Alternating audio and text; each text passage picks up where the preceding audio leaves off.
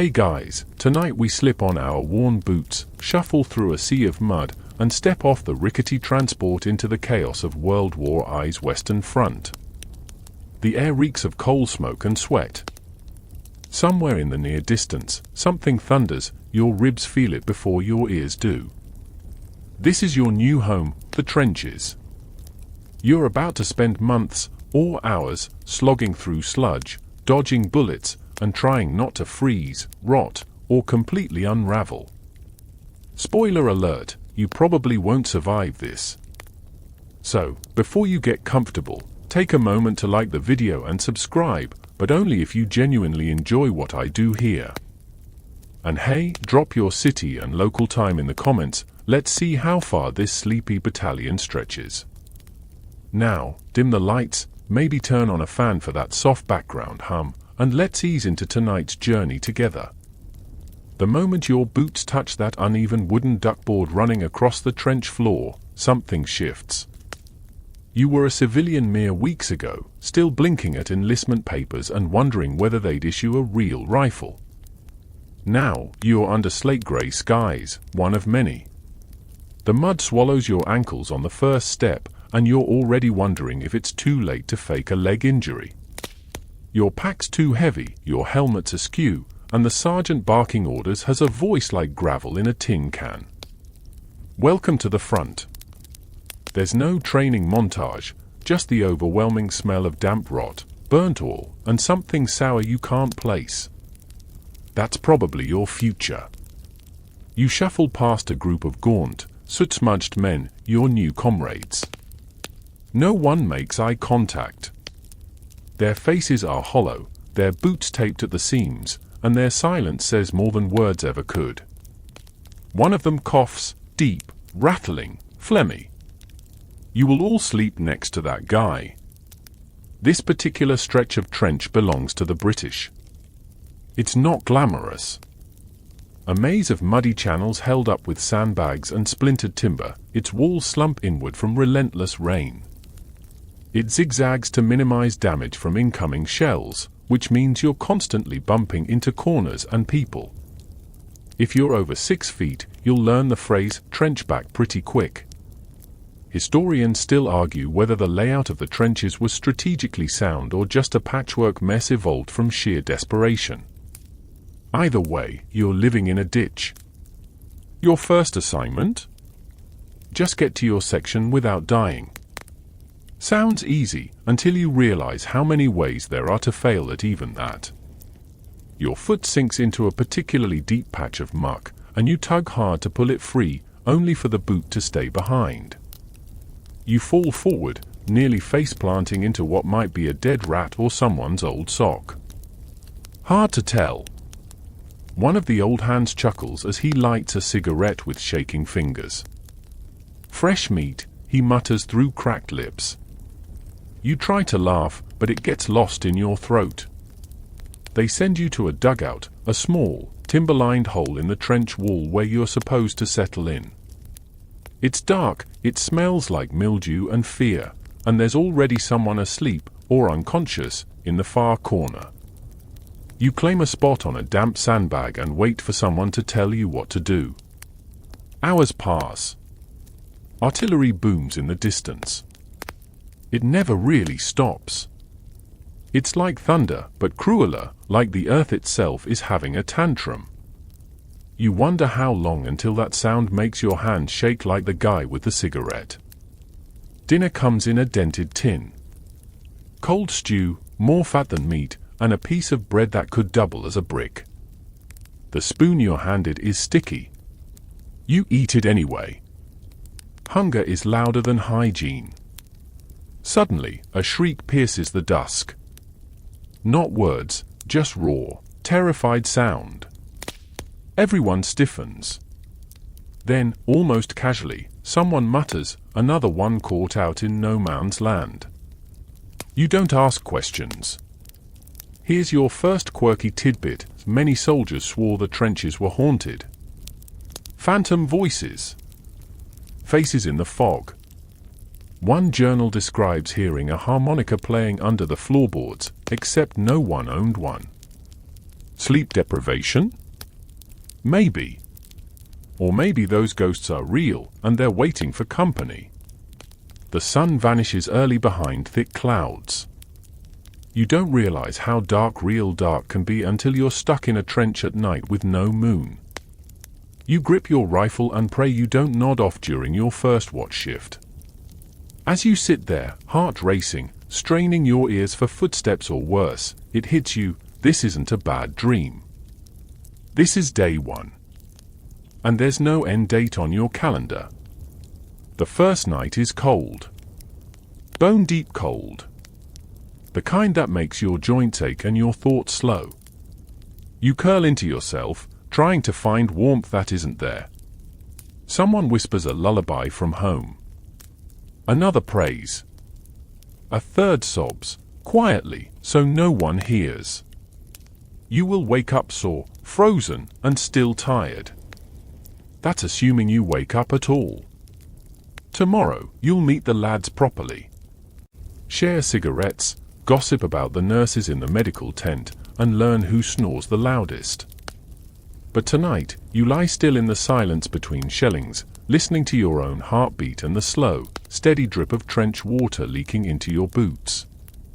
Oh, and that soft squeaking? Those aren't birds. We'll get to those little horrors soon enough. Morning doesn't arrive with sunlight, it slinks in under a blanket of fog, so thick you could swear the clouds have given up and decided to nap at ground level.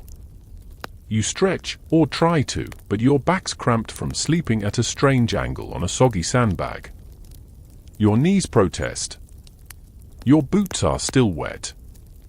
Everything smells like boiled socks and disappointment. Someone elbows you awake fully, gently, but persistently. Come on, newbie. Time to meet the lads. You blink at the shapes forming in the dim trench light. These are the men you'll live, eat, complain, and probably panic alongside for the foreseeable future. It's like being adopted by a feral family who never bathes and shares one working match. They're already passing around tea so weak it looks like someone just whispered the word leaf into hot water. There's Alfie, who's been here since the start and has a moustache so thick it probably has its own war record. Charlie, who says he's 19 but definitely lied. And Big Ned, whose voice is deep enough to vibrate your ribcage, and who once supposedly knocked out a mule with a single punch. Historians still argue whether that mule story is real or just trench legend, but it's gospel here. Introductions are casual, mostly nicknames and odd looks. No one wants to get too attached. Friends disappear quickly out here. They start explaining the essentials. First up, the smell. It's not one smell, it's a blend. A symphony of rot, gunpowder, old stew, sweat, and something vaguely chemical. And it clings to everything. Your hair. Your clothes. Your soul. You'll stop noticing it in a week. That doesn't mean it's gone. Then there's hygiene, or the lack thereof. Showers? Adorable idea. Instead, you dry wipe with a stiff cloth and hope the lice take a vacation. Speaking of which, someone tosses you a small, dented tin and says, "You'll want this." Inside is a mixture of creosote and dubious white powder. It's for dabbing on your armpits and socks. Not because it works, but because it makes you feel like you're trying. And now, a moment to talk about socks. You told, no, ordered, to keep them dry. Change them twice a day. Massage your feet. A trench foot horror story is shared involving a bloke whose toes turned green and fell off like olives. You laugh, lightly. No one else does. There's a brief tour. They show you the latrine, which is essentially a plank with a hole above a pit that smells like a demon sneeze. They show you the cooking area, which is a fire pit under a tin roof, and they show you the dugout where someone keeps a pet frog named Captain Ribbit. That's your quirky tidbit for the day. Trench pets were surprisingly common.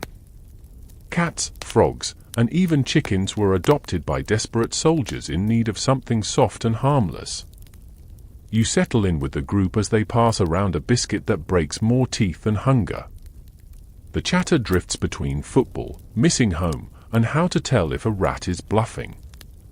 No joke, some are bold enough to stare you down while stealing food. Big Ned shows you how to hang your kit properly so the damp doesn't eat it. You wonder what he means by that until you touch your canvas bag and find mushrooms growing on the underside. Nature is reclaiming you. Someone cracks a joke, something about your face scaring away the Germans, and the laughter it sparks is instant, hearty, and desperately needed. You realize that humor is as vital here as rations. A bad pun might be the only thing standing between someone and total despair. At some point, a letter arrives. It's not for you, no one at home even knows your trench number yet. But everyone gathers around while it's read aloud. The letter's full of awkwardly censored lines like, "I hope this asterisk asterisk asterisk is over by asterisk asterisk asterisk Mars." But it's cheerful, full of town gossip and a child's drawing of a dog with 3 legs. For a moment, the trench seems warmer. Then a shell lands nearby and rattles your bones back into reality. You're told to start digging. Always digging. The trench walls cave in from rain or artillery, and someone's got to fix them. That someone is you, apparently. As you hack at the mud with a shovel made from old guilt and desperation, you learn the art of trench small talk. What did you do before all this? I was a school teacher. You? Dentist. No kidding? Ever worked on rats? There's another round of laughter. You find yourself smiling more than you expected.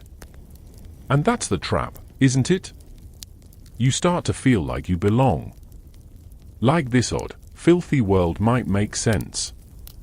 Later, someone teaches you the slang. Fritz for the Germans.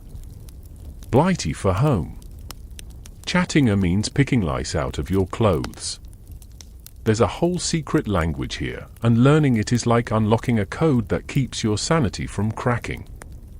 As dusk falls, someone plays a harmonica, badly, but no one complains. The sound dances over the mud, light and fragile. It almost makes you forget your feet are wet and your bed is a pile of sandbags held together by hope and mold. You realize something unsettling. You haven't thought about the war itself all day. Just the routines. The trench doesn't feel like a battlefield. It feels like a bizarre village, full of bad smells and good jokes and people trying to stay human in a place designed to crush them. Still, no one mentions tomorrow's orders. No one talks about going over the top. Not yet. That will come. Tonight, you're just one of the lads. Sharing tea, scratching bites, and learning how to laugh in a place that forgot how to be alive. You wake up in the pre-dawn murk to the sound of someone humming "It's a Long Way to Tipperary" through cracked lips and a nose completely blocked with trench crud. Your back is wet again, and your blanket, if you can even call this frayed wool sheet that, has somehow collected more mud than warmth overnight. A rat darts across your chest. You flinch. No one else even reacts. Today's agenda? A lovely guided tour of your new neighborhood. It's less house hunting in the countryside and more wading through humanity's decaying patience. Alfie volunteers to show you around. Not out of kindness, he just wants to see the look on your face when you meet the worst bit. You shuffle single file through a narrow passage, walls oozing with brown slime, ducking under sagging sandbags and stepping around puddles deep enough to hide regrets. The fog clings to your eyelashes. Every breath smells like soup made entirely from old boots. This here's the parapet, Alfie says, patting the sandbag wall like it's an old friend. Pop your head up over it and he pantomimes a bullet to the forehead. Instant demotion to ghost. You nod, suppressing the urge to sneeze. The cold makes everything feel stuffed, your nose, your boots, even your thoughts. Next up is the communication trench, a long, twisting path that connects you to the rear lines and supply routes. It's quieter here, but not peaceful. Mud slides off the walls in thick globs. A runner lurches past you with a rolled message clamped in his teeth like a cigar. You wonder how many don't make it to the other side. Historians still argue whether trench layout was more logistical brilliance or accidental maze-making. Every army had a slightly different approach: zigzags, traverses, duckboards, fire steps, but they all shared one thing in common: absolute misery. Alfie kicks at something submerged. "Mind that," he says. You look closer. It's a helmet, half buried, still on someone. You freeze. He shrugs. They'll move him when the ground dries. You say nothing. There's nothing to say. Then he shows you the duckboards, wooden planks laid down to keep your boots out of the mud. They help. Unless you step wrong. Then you go ankle deep in what the lads jokingly call chocolate soup. Except this soup smells like copper and rotting potatoes. Here's your quirky detail of the day: some soldiers swore the trenches had their own wildlife ecosystem. Birds nested in barbed wire. Frogs hopped through flooded dugouts. One corner apparently hosted a badger for 2 whole weeks before someone realized it wasn't just a very angry cat. You pass a funk hole, a little cubby carved into the trench wall for sleeping or hiding, or both. One guy inside is muttering to himself, eyes wide, rocking slightly. He doesn't acknowledge you. Alfie quietly moves on. Near the command post, you pass a sign hammered into the mud wall. In slanted, charcoal-scrawled letters, it reads, "Abandoned soap, all ye who enter here." You smirk despite yourself. The kitchen is next. It's just a man with soot on his face and a tin pot suspended over a low flame, stirring a mixture so mysterious you suspect it might legally count as witchcraft. Breakfast is a thick paste of porridge and tinned milk ladled into your dented mess tin with all the enthusiasm of a tax auditor. It's warm, at least. Better than last week, Charlie says between mouthfuls. Then it was biscuits, and biscuit crumbs. In tea. And soup. And pudding. You glance at your portion. This is pudding. He grins. Surprise! It's also socks. After breakfast, Alfie walks you to the edge of no man's land, not across it, just close enough to peer over the trench lip. You crouch low, one eye peeking over the sandbags. It's a grey expanse of cratered earth, shredded trees, and the occasional glint of barbed wire. Nothing moves, but everything feels like it's waiting. The wind howls softly. Somewhere in the distance, a machine gun coughs. Alfie points out landmarks: that blasted tree stump, the distant dugout you're supposed to bomb next week, and the patch where a German machine gun nest once lived, emphasis on once. A soft whistle behind you signals move along, and you gladly do. There's something haunting about how still everything is out there, compared to the frantic energy behind the lines. You don't realize until now that you're starting to feel safer in the trench. That's probably a bad sign. Back inside the front line, Alfie shows you a patch of ground that dips like a tiny valley. That's the bomb hole, he says. If you hear whistling, jump in. Better there than topside. He doesn't elaborate, but you get the idea. One soldier stands near the edge, staring out at the horizon like he's watching for a train that will never come. He's been doing that since his brother got hit last week, Alfie murmurs. Won't talk much. No one says the word dead. Not unless they have to. It's always hit or got it or just silence. There's a superstition about it, saying the word out loud tempts fate. The tour ends with a swing by the water point, a barrel with a crusty cloth over the top, filled from some questionable realign source. You drink it anyway. You always will. The alternative is worse. By the time you get back to your dugout, your socks are soaked, your knees ache, and you've learned the layout of your home the hard way. Every path you walk will eventually become muscle memory. Every turn will be instinct. But today, you feel like a guest in someone else's nightmare. As night falls again, and the rats resume their squeaky patrol, you realize something strange. You're beginning to understand the trench. The way it breathes.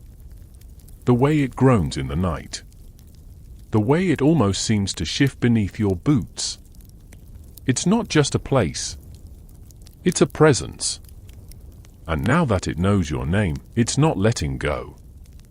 Your fourth day in the trenches starts with a bite, not from the enemy, but from something far smaller, far itchier, and far more committed to psychological warfare. You wake up scratching your chest like you're auditioning for a flea circus. And spoiler, you're already the star act. Congratulations. You now have lice. It was only a matter of time. Everyone gets them. Even the officers, although they like to pretend their lice wear monocles and answer to sir. You look down and spot one, a little white dot skittering across your shirt collar with all the arrogance of a seasoned trench resident. You swipe at it. Miss. It disappears into the folds of your uniform, probably to plan a coup. Your uniform, by the way, has officially entered its villain arc. That heavy wool, thick, scratchy, designed for durability but not exactly comfort, now doubles as a 5-star lice hotel. And bed bugs. And fleas. You'd think all the mud and cold would kill them off. It doesn't. It only makes them angry. You sit with Charlie and Alfie, shirts half open, picking through your seams with practice fingers. Chatting, they call it, short for delousing. A group activity, oddly communal. You flick a few squirming invaders into a tin can someone's labeled pet zoo. There are already a dozen wriggling inside. Some lads toss Gem into the fire, Alfie says, lighting a cigarette. Makes a satisfying pop. Charlie leans in. Fun fact, the French sometimes iron their uniforms to cook the lice where they live. You blink. They have irons out here. Charlie grins. Probably not. But it's a nice dream. Historians still argue whether delousing stations made any real dent in the infestation problem or just gave lice new train routes. Either way, the moment you got dressed, you lost the war on bugs. You look at your boots. They're stiff with dried mud and last night's rain. Your toes feel like 5 small hostages wrapped in wet paper. Wool socks, you're told, are your most valuable currency out here, are next to dry matches and letters from home. The quartermaster gives out fresh ones like they're made of spun gold, which is to say, almost never. One soldier you barely know, name might be Harry or Gary, it's hard to tell through the accent, lets you in on his trick, he smears whale oil on his feet before bed. Claims it wards off trench foot. The smell, however, repels joy itself. And now we must talk about trench foot. You've heard of it, maybe in passing, maybe in whispers. But nothing prepares you for the sight of it. You catch a glimpse of another soldier peeling off his sock to reveal flesh that's turned a worrying shade of blue-gray, like spoiled meat. The skin is cracked, swollen, mottled. Some toes look soft. Mushy, even. He laughs it off. They still attached, in it? That's what counts. Is it? Is it really? Your sergeant barks at you later to do your foot checks. Twice a day, minimum. Sit down, boots off, dry everything with the corner of a threadbare towel, and hope to whatever powers are listening that nothing squelches. Here's a fringe tidbit: some men developed trench foot even in summer. Not from the cold, but just from living in boots soaked with mud and sweat and despair for days on end. Apparently, the bacteria didn't check the calendar. Your uniform also comes with a stiff collar, a few buttons missing, and a faint smell of regret. The tunic's so thick it resists bullets about as well as a damp newspaper. The color is officially service brown, though it's mostly just mud. And the helmet, the Brody helmet. It sits on your head like a cooking pot someone strapped on as a joke. It's awkward, heavy, and weirdly echoey when it rains. Which it does. Constantly. The water pools around your ears until you tilt your head and it sloshes out. But here's the catch: that ridiculous helmet can stop shrapnel. Sometimes. A shard of metal traveling at the wrong angle will still turn it into a dinner plate of death, but there are stories, real ones, of blokes surviving because the rim deflected a bullet. Of course, it's also cold metal, so in the winter, it doubles as a forehead freezer. You're issued puttees, those long cloth strips you wrap around your lower legs like you're a mummy attending boot camp. They keep your trousers out of the mud, in theory. In practice, they unravel at the worst moments and trap water close to your skin like a punishment from a vengeful sock god. By midday, you've scratched so much your skin's gone pink. Alfie tosses you some sulfur powder, stolen from a supply box 3 trenches down. It smells like rotten eggs. You dab it on like war perfume. You'll get used to it, he says, not unkindly. And you might. That's the most alarming part. After enough time, your lice become less of a crisis and more of a routine. Like brushing your teeth or dodging artillery. You find ways to cope. Some lads write songs about their lice. Some give them names. You overhear someone humming a lullaby to the ones living in his beard. By dinner, cold spam and crackers, you are so itchy it feels like your nerves are learning jazz.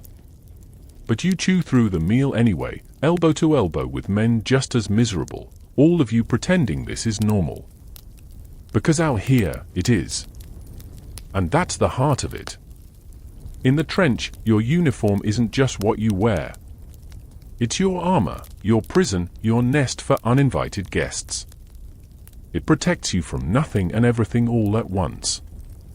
As night creeps in and the mist returns, you strip off your tunic, hang it up with the sleeves stretched wide like it's airing out its own trauma, and crawl into your funk hole. You itch. You ache. You stink. But you're still breathing. So you win, for now. You wake to gnawing sounds. Persistent, wet, almost enthusiastic.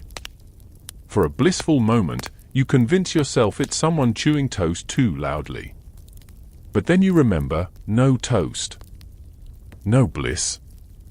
No breakfast sounds like that. You sit up fast enough to startle yourself and catch them in the act. 2 of them. Maybe 3. Rats. Fat, twitchy, and utterly unbothered by your existence. They scatter when you hiss at them, vanishing into trench shadows, their tails flicking like a final insult. One of them was chewing the leather strap on your pack. Another was suspiciously close to your hand. Welcome to your new relationship with rats. You've seen rats before, back home, in alleys, near rubbish bins. But not like these. These are war rats. Battle-hardened, bomb-deaf, and large enough to challenge a house cat to a duel. And win. Big Ned walks past, sees your expression, and grins. Don't worry. They only bite when they're hungry. You glance around. They're always hungry. Exactly. Some of the lads feed them scraps, if only to keep the peace. Others sharpen their knives for target practice. most of you just try to coexist, tense roommates sharing a very narrow studio apartment with occasional shellings.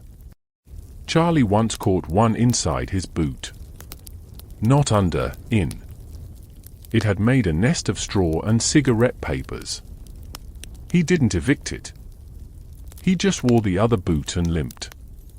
One soldier even claims he saw a rat dragging a dead man's ear across the trench. You hope he's lying. He probably isn't. Here's your quirky tidbit: rats in the trenches didn't just get bold, they got big. Some of them, fueled by endless supplies of corpses, grew to the size of small terriers.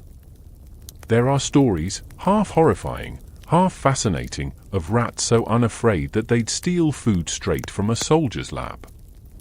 One even snatched a biscuit from a man's mouth. He let it go. Not worth the risk. You spend part of the day reinforcing trench walls, hammering in wooden slats and rearranging sandbags while a particularly daring rat watches from a ledge. It twitches its nose, like it's judging your form. You throw a rock. It doesn't flinch. Just slowly waddles away with the air of a landlord doing rounds. The thing is, you can't escape them. Not really. The trenches are an all-you-can-eat buffet of death and scraps and crumbs. The rats thrive here in a way humans just survive. And then, of course, they reproduce. Quickly. You're told a single pair of trench rats could birth over 1,000 descendants in a year. The math doesn't comfort you. It just makes your skin crawl. Historians still argue whether the rat problem was worse in the French trenches or the British ones. Some claim the French took better measures to control them. Others say it didn't matter, once the rats moved in, they owned the place. Borders meant nothing to them. That night, you see one skitter over a man's face while he sleeps. He doesn't wake. You want to scream, but instead you turn over and bury your head in your arm. Out here, that counts as problem solving. Charlie has a solution, though. He builds a trap using a tin, some string, and a dab of rancid jam. It works. Kind of. He catches 3. One escapes. One bites him. The third stares at him with what can only be described as philosophical contempt before slowly, deliberately, dying in the trap. Did it just choose to die? Charlie asks, puzzled. You shrug. It's trench logic. Some things can't be explained with science or reason. Only shared sighs and suspicious sandwiches. Later, someone lights a small fire in a deep dugout. The smoke sends the rats into a frenzy. They come pouring out of cracks and corners, fleeing the fumes. For a second, the trench becomes a stampede of whiskers and squeals. You pull your knees to your chest and stay very, very still. Big Ned suggests a rat hunting contest. 10 points for size, 20 if you catch it alive, he says. It never officially begins, but for the next few days, you hear whispered tallies and the occasional victory yell. Someone keeps a scoreboard scratched into the trench wall with a bayonet. Eventually, the novelty fades, and the rats return to their quiet rule. They're a part of the scenery now, as natural as barbed wire or mud. You stop flinching at every scurry. You even catch yourself naming one, Sergeant Whiskers. He has a white patch on his back and a limp, and he sits near the latrine like he's on guard duty. There's something deeply unfair about how well they've adapted. While you battle the cold, the lice, the shelling, they simply live. Thrive, even. They don't worry about orders or medals. They eat, sleep, multiply, and wait for the next fresh meal to be delivered by the cruelty of war. At one point, you watch a rat tug a piece of paper through the mud. You follow it, curious, against your better judgment, and find that it's part of someone's letter from home. The ink is smeared. The handwriting, delicate. A mother's voice, stolen by teeth and rain. You crumple it and toss it aside. The rat pounces on it again, delighted. Like it's winning. That night, in the silence between mortar bursts, you swear you hear them singing. Of course, it's probably just wind through wire. But then again, maybe not. There are things you expect to be unpleasant in war: guns, cold, the occasional uninvited rat. But no one warned you about the latrine. Alfie gestures toward a sagging wooden plank suspended over a pit that might have once been a respectable hole in the ground but has since devolved into something far more primal. That, he says with all the ceremony of introducing royalty, is the loo. You approach slowly. The smell hits before the visuals do, a thick, sweet stale stench with notes of damp cabbage, burnt rubber, and maybe regret. The pit below is black and bottomless. Something bubbles. You back away. Not optional, Alfie says, shrugging. Nature's not exactly subtle out here. The trench latrine goes by many charming names: the cesspit, the throne, the scratcher, depending on who's been using it and how recently. You pick up the system quickly. There's a time to go, a time not to go, and a time to just hope your body holds everything in until you're rotated out.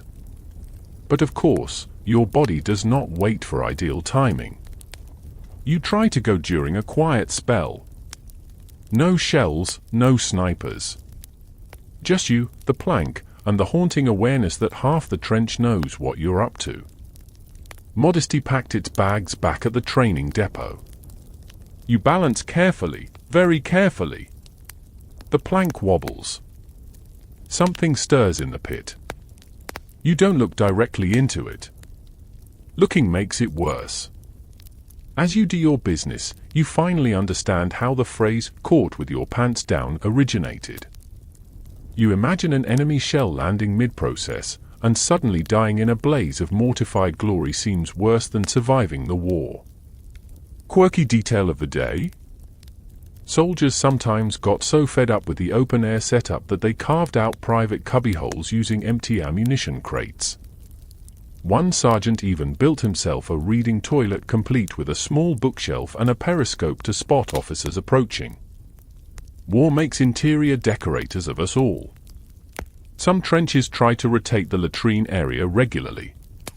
Others don't. In stagnant corners, overflow is a real issue. You're told, quite matter-of-factly, that if it hasn't rained in 2 days, use the shovel, not your instincts. You learn what that means later. You wish you hadn't. There's another option, the flick and flee.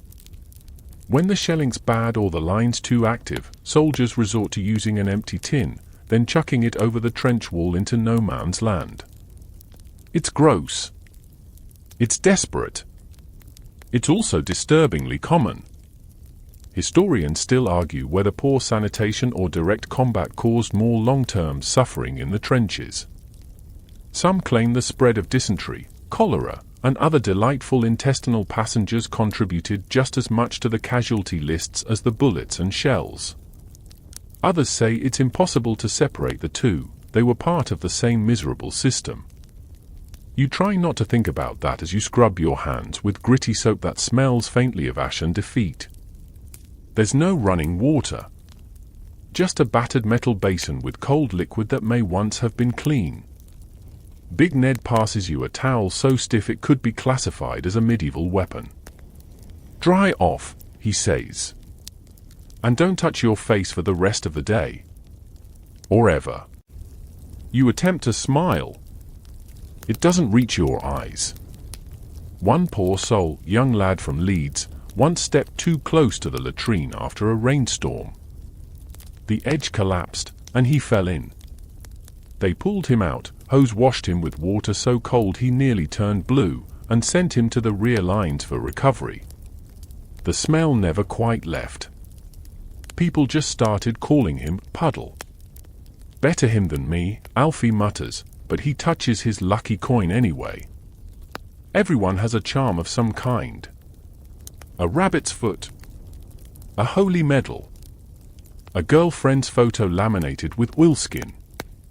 You're starting to understand why. You develop routines. You time your visits. You pray for rain to flush the worst away, even though rain means everything else gets worse too. You weigh the pros and cons of holding it versus the risk of slipping into a place from which no boot returns clean. And then there are the flies. Oh, the flies. They gather in black swarms around the latrine, thick as smoke and twice as noisy. You swing a rag at them half-heartedly, but they simply relocate from your face to your food. They're stubborn, well-fed, and disturbingly fearless. Some evenings, the smoke from a nearby fire drifts over the latrine, briefly masking the smell. It's like a twisted version of incense at church. You almost feel reverent. You start to dream about toilets. Real ones. Porcelain bowls with flushing sounds. Sinks with knobs and actual soap. Tiled floors instead of mud. You trade a week's rum ration for a toilet seat right now. Maybe even your boots. One guy claims he once saw a German trench with a makeshift urinal made from metal pipes and a bucket that actually drained somewhere. The envy in his voice was real. Say what you want about Fritz, he said, but the man respects plumbing. And you wonder, how did civilization come to this? 100 years of progress and here you are, squatting like a medieval peasant, praying a rat doesn't run across your toes mid-squat. Yet somehow, you adjust. The jokes help. So do the shared miseries. Everyone's in the same boat. A filthy, leaking, fly-infested boat shaped like a trench. As night falls, the latrine becomes trickier. You bring a candle stub or hope the moon's bright enough. One man tripped and sprained his ankle last week trying to go in the dark. He now holds the record for most creative swearing without repeating a word.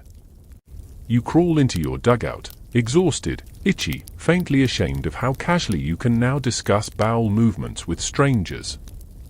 But that's trench life. You lose some things here: privacy, dignity, your sense of smell. Hopefully not your footing. The tin clangs down in front of you like a dropped anchor. You glance at it. Charlie glances at it. Alfie sighs and mutters, "Bon appetit," with all the enthusiasm of a man receiving a parking ticket. The lid is already half open, and the smell wafts upward like a sentient warning. It's stew again. Or is it hash? Possibly repurposed porridge? No one knows. No one wants to know. There are chunks of something: beef, maybe. Or horse. Or potatoes that have lost all sense of their previous identity. The gravy is grey and shiny, as if it's been buffed with shoe polish. You grab your spoon and take a bite. It's lukewarm, salty, and somehow both chewy and mushy. Texture is a battlefield of its own out here. Welcome to trench cuisine, where taste goes to die and ration tins outlive friendships. The British Army issues you what they call a field ration. That phrase suggests options.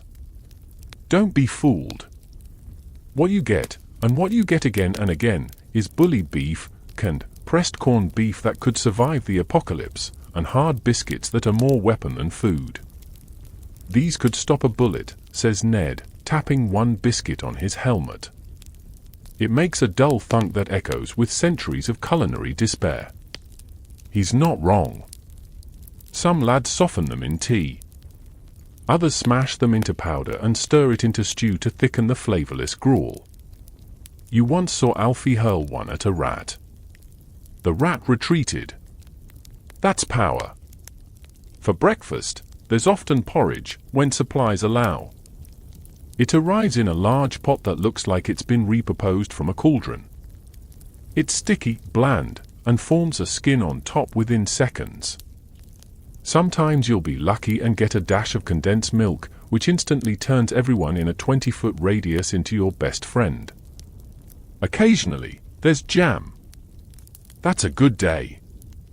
The jam is usually apple or plum, with an aftertaste that suggests it was made from fruit that had already given up. But it's sweet, and sweet is rare. Charlie once described it as a tasting like memories of dessert. Tea is sacred. It's weak, often gritty with undissolved sugar or accidental trenched debris, but it's hot and it gives you something to hold when your fingers are cold and your nerves are worse. Making it requires fire, of course, and fire requires dry wood, which is rarer than decent socks. Historians still argue whether army nutrition was a tactical priority or an afterthought layered in bureaucratic optimism. The War Office claimed the rations provided enough calories, about 4,000 per day. But they never mentioned how many of those calories came from chewing on solidified fat or licking empty tins. Once, for a brief shining moment, someone received real bread. Still warm. Straight from a real-line bakery. They guarded it like treasure. When they finally shared it, broken into pieces no bigger than a coin, the mood around the dugout shifted. People smiled. Then a rat took the last piece. Charlie still hasn't recovered. Your quirky tidbit of the day? Some soldiers resorted to cooking up their own creations in mess tins. Alfie once made rat tail soup as a joke. Everyone laughed until someone asked for seconds. Another time, a pair of Scotsmen tried to deep-fry hardtack using a bit of lard and a helmet. It exploded. No one was seriously injured, except their pride. There's also the can pea soup. It's green, lumpy, and tastes faintly of sadness. You eat it anyway. Hunger here is persuasive. One man told you he once dreamed of roast chicken so vividly he woke up gnawing his own sleeve. Occasionally, there's cheese. It's hard, rubbery, and smells like something that once visited a dairy farm and never quite left. You gnaw on it like a prisoner might chew through bars. You don't ask what kind it is. It's just cheese. Names no longer matter. By week's end, you'd sell your soul for an egg. A fresh one, with a yolk still yellow. Someone once spotted a chicken near a rear dugout and chased it for 2 hours. It escaped. Some say it joined the Germans. One private carries a tiny bottle of hot sauce he stole from an officer's pack. He uses it drop by drop, like liquid gold. For morale, he says. You believe him. You get a rare treat one evening, a rum ration. A precious inch of warmth in a battered tin mug. It burns going down and wakes something up in your chest that you didn't know had fallen asleep. You nurse it like a lifeline. Some lads knock it back all at once and immediately ask, "That's it." Alcohol isn't about fun here. It's about coping. Rum, tea, jam, these are the anchors keeping you from drifting into complete mental exile. Food becomes ritual. Not for the taste, but for the routine. Open tin. Scrape tin. Eat in silence or joke loudly to distract yourself from the texture. Try not to think about what this stuff does to your insides.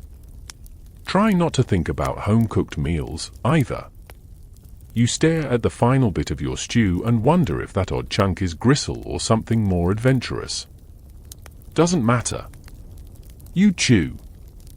You swallow. You survive another meal. It's not just eating. It's trench communion. A shared act of endurance, spoon by spoon. The next morning, you wake to a fresh delivery of rations, more biscuits, more bully beef, more hopeful murmurs about chocolate that turns out to be not chocolate. You sigh, pick up your tin, and say it with the others in a perfect chorus of dread and sarcasm. Bon appetit. Night in the trench is never truly dark.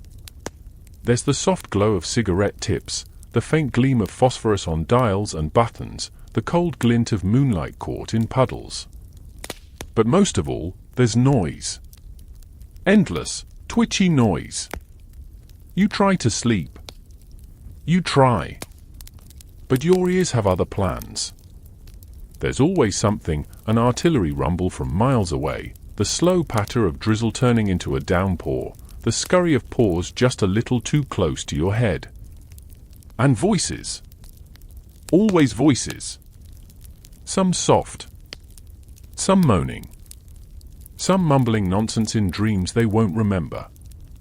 Your bed is a dugout plank layered with a damp blanket and, if you're lucky, a sack of straw that hasn't been claimed by fungus or mice. You curl into yourself, knees to chest, and pull the blanket over your head like it's armor. It isn't. The cold slithers in anyway, slick and mean. Your feet are always cold. Your shoulders always ache. And the moment you finally start to drift off, stand to. The cry tears through the trench like a jolt of electricity. You bolt upright, heart racing, fumbling for your helmet and rifle. Around you, shapes stir in the dark, half dressed, half asleep, full of adrenaline. It's not a drill. Well, actually, it probably is. But you can't be sure. You never can. That's part of the terror. Stand to is the nightly ritual of dawn and dusk. Everyone lines the trench, eye scanning no man's land, in case the enemy uses the changing light to launch an attack. It's routine, mundane, and still terrifying. Because this could be the day they come. You stand there in the grey dark, shivering in your boots, trying not to yawn or sneeze or accidentally shoot the guy next to you. A rat scuttles across the parapet. Someone coughs. A match flares to light a cigarette, and immediately. Put that out, you bloody idiot. The light vanishes. Silence resumes. You stand that way for an hour. Sometimes longer. And when the all clear is finally whispered down the line, you collapse back into your funk hole and try again to sleep. But now your nerves are buzzing, your thoughts racing, and you can't shake the image of some shadow out there watching you. Eventually, sheer exhaustion drags you under. But sleep in the trench isn't peaceful. It's a negotiation. You sleep lightly, one ear always tuned for the next noise, the pop of a flare, the thump of a shell, the scream of something very human or very not. You dream of strange things. Of warm beds and school desks. Of food you barely remember the taste of. You dream of someone calling your name, but when you turn around, no one's there. Just barbed wire and a sky too close to your head. You wake up gasping, sometimes shouting. No one judges you. Half the men do the same. Historians still argue whether sleep deprivation in the trenches was more psychological torment or tactical necessity. Some believe commanders wanted soldiers on edge, alert, twitchy, ready to act. Others say they simply had no choice, the trenches never slept, so neither could the men. Alfie swears by the one-eye nap. That's when you sit upright, rifle across your lap, and doze in 30-second bursts with one eye half open. He says it works. You're not convinced. You try other tricks. Some lads hum softly, little lullabies from home. Others tell each other nonsense stories. Big Ned once recited an entire book from memory just to lull his dugout mates into a slumber deeper than the mud. Your quirky tidbit for the night? One soldier allegedly trained himself to fall asleep standing up. He'd lean against a wall, helmet tilted just so, and nod off during stand-to. The sergeant never caught him. Probably because he was doing the same thing. And then there's the shelling. Oh yes. The random, unpredictable shelling that turns the ground into pudding and the air into pure noise. You never get used to it. One night, just as your eyes finally flutter shut, the first whistle cuts through the sky. A rising, falling tone that seems to last forever. You brace. You pray. The explosion comes seconds later. A low, concussive boom that shoves the world sideways. The dugout trembles. Earth sprinkles down from the ceiling like confetti at a funeral. You freeze. You don't breathe. Then comes the second shell. And a third. Someone screaming, not out of pain, just raw fear. You crawl into a tighter ball and wait. You count seconds between blasts. You whisper stupid things to yourself. Jokes. Recipes. The alphabet backward. Eventually, it stops. It always does. But the silence that follows isn't comforting. It's loud. Charlie speaks from the darkness, his voice barely a breath. Still alive. You nod. Still not asleep. He snorts. Get used to that. As the trench settles again, you finally manage to drift into something like sleep. It's shallow. Slippery. But it's enough. And when you wake, blinking into another grey day, your legs stiff and your dreams already slipping away, you marvel at the strangest thing of all. You're still tired. So tired. And somehow, still here. The sun barely brushes the edge of the horizon when a sharp, sudden crack crack crack tears through the air. You jolt upright, already reaching for your helmet, knocking over someone's tin cup in the process. All down the trench line, heads pop up like startled gophers. Rifles clatter. Boots thud. Someone swears with surprising poetry. But no one's surprised. Not really. It's just the morning hate. Yes, that's its actual nickname. A daily ritual of machine gun fire, rifle pops, and the occasional grenade, designed not to hit anything in particular but to loudly remind the enemy that you're still alive, still irritable, and still have ammunition. Think of it as a very aggressive alarm clock with bullets instead of beeps. You climb onto the fire step with the others, shoulders hunched, rifle balanced in your shaking hands. Your breath clouds in the morning chill, and somewhere in the distance, you hear the faint rattle of German machine guns returning the favor. Good morning, Fritz, Alfie mutters, squeezing off a round without aiming. Hope you slept as badly as we did. Big Ned adds his own contribution, 2 slow, deliberate shots, then a snort. That's for the stew last night. No one knows who started the tradition. Historians still argue whether it was a coordinated psychological tactic or just bored soldiers with itchy trigger fingers and too much pent-up stress. Either way, it stuck. Every morning, just before breakfast, both sides open fire.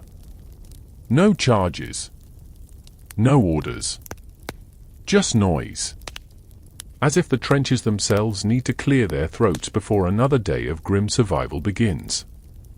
You fire once. It echoes satisfyingly, the recoil jarring your sore shoulder. You duck back down, heartbeat hammering. Technically, you could have hit someone. Probably didn't. That's not the point. The point is to remind them, and yourself, that you're not dead yet. Then, as suddenly as it started, it's over. Silence falls, save for the drip of trench water and a few late stragglers still firing as if they didn't get the memo. A whistle blows. You slump down and rub your eyes.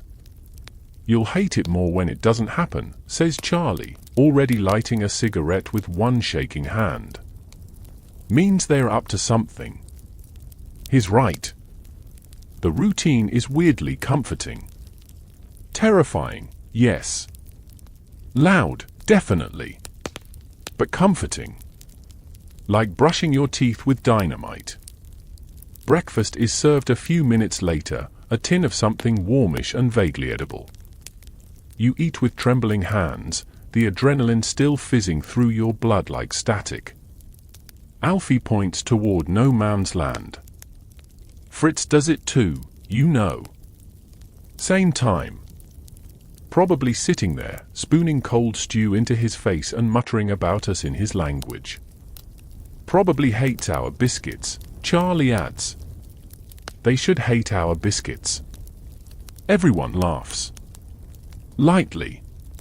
Carefully. The kind of laugh that's less about the joke and more about needing to remember how. And just like that, it's another day. You wipe your mouth, clean your spoon on your sleeve, and start your assigned tasks. Digging. Hauling. Patching up sandbags. Listening to distant shelling like it's part of the weather forecast. The tension doesn't fade. It just moves deeper. Sits in your muscles. Your jaw. Behind your eyes. The morning hate might be over, but the waiting has just begun. Because here's the real trick of the trenches, after the chaos of gunfire and panic comes something even harder to bear. Stillness. Stillness so deep you start to imagine things. The rustle of a coat becomes footsteps. A bird call turns into enemy signal whistles. The wind sounds like a scream that never quite arrives.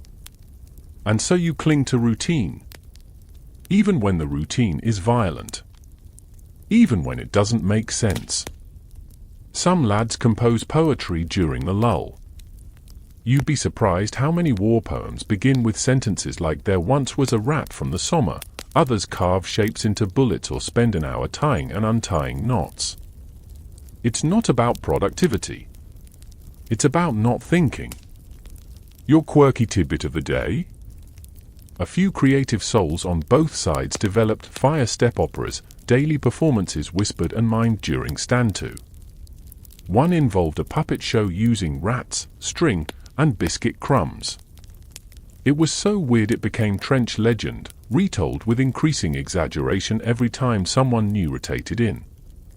And while you're musing on that, the sergeant yells for a work detail to reinforce the barbed wire. Lucky you. You climb over the parapet that evening with 3 others, crawling on your belly with wire cutters and a hammer. The wire gleams faintly in the last light. You move carefully, half praying the enemy isn't doing their evening ritual just yet. You clip a few strands, tug a few posts straight, and crawl back, mud-covered, heart racing, victorious. No shots fired tonight. Fritz must be feeling lazy, someone says. Or merciful. Or plotting. Probably plotting. Back in the trench, the fire step has gone quiet. Someone's brewing weak tea over a can of Sterno. You sip it slowly, savoring the heat, the simple act of holding something warm. You're exhausted, again. Always.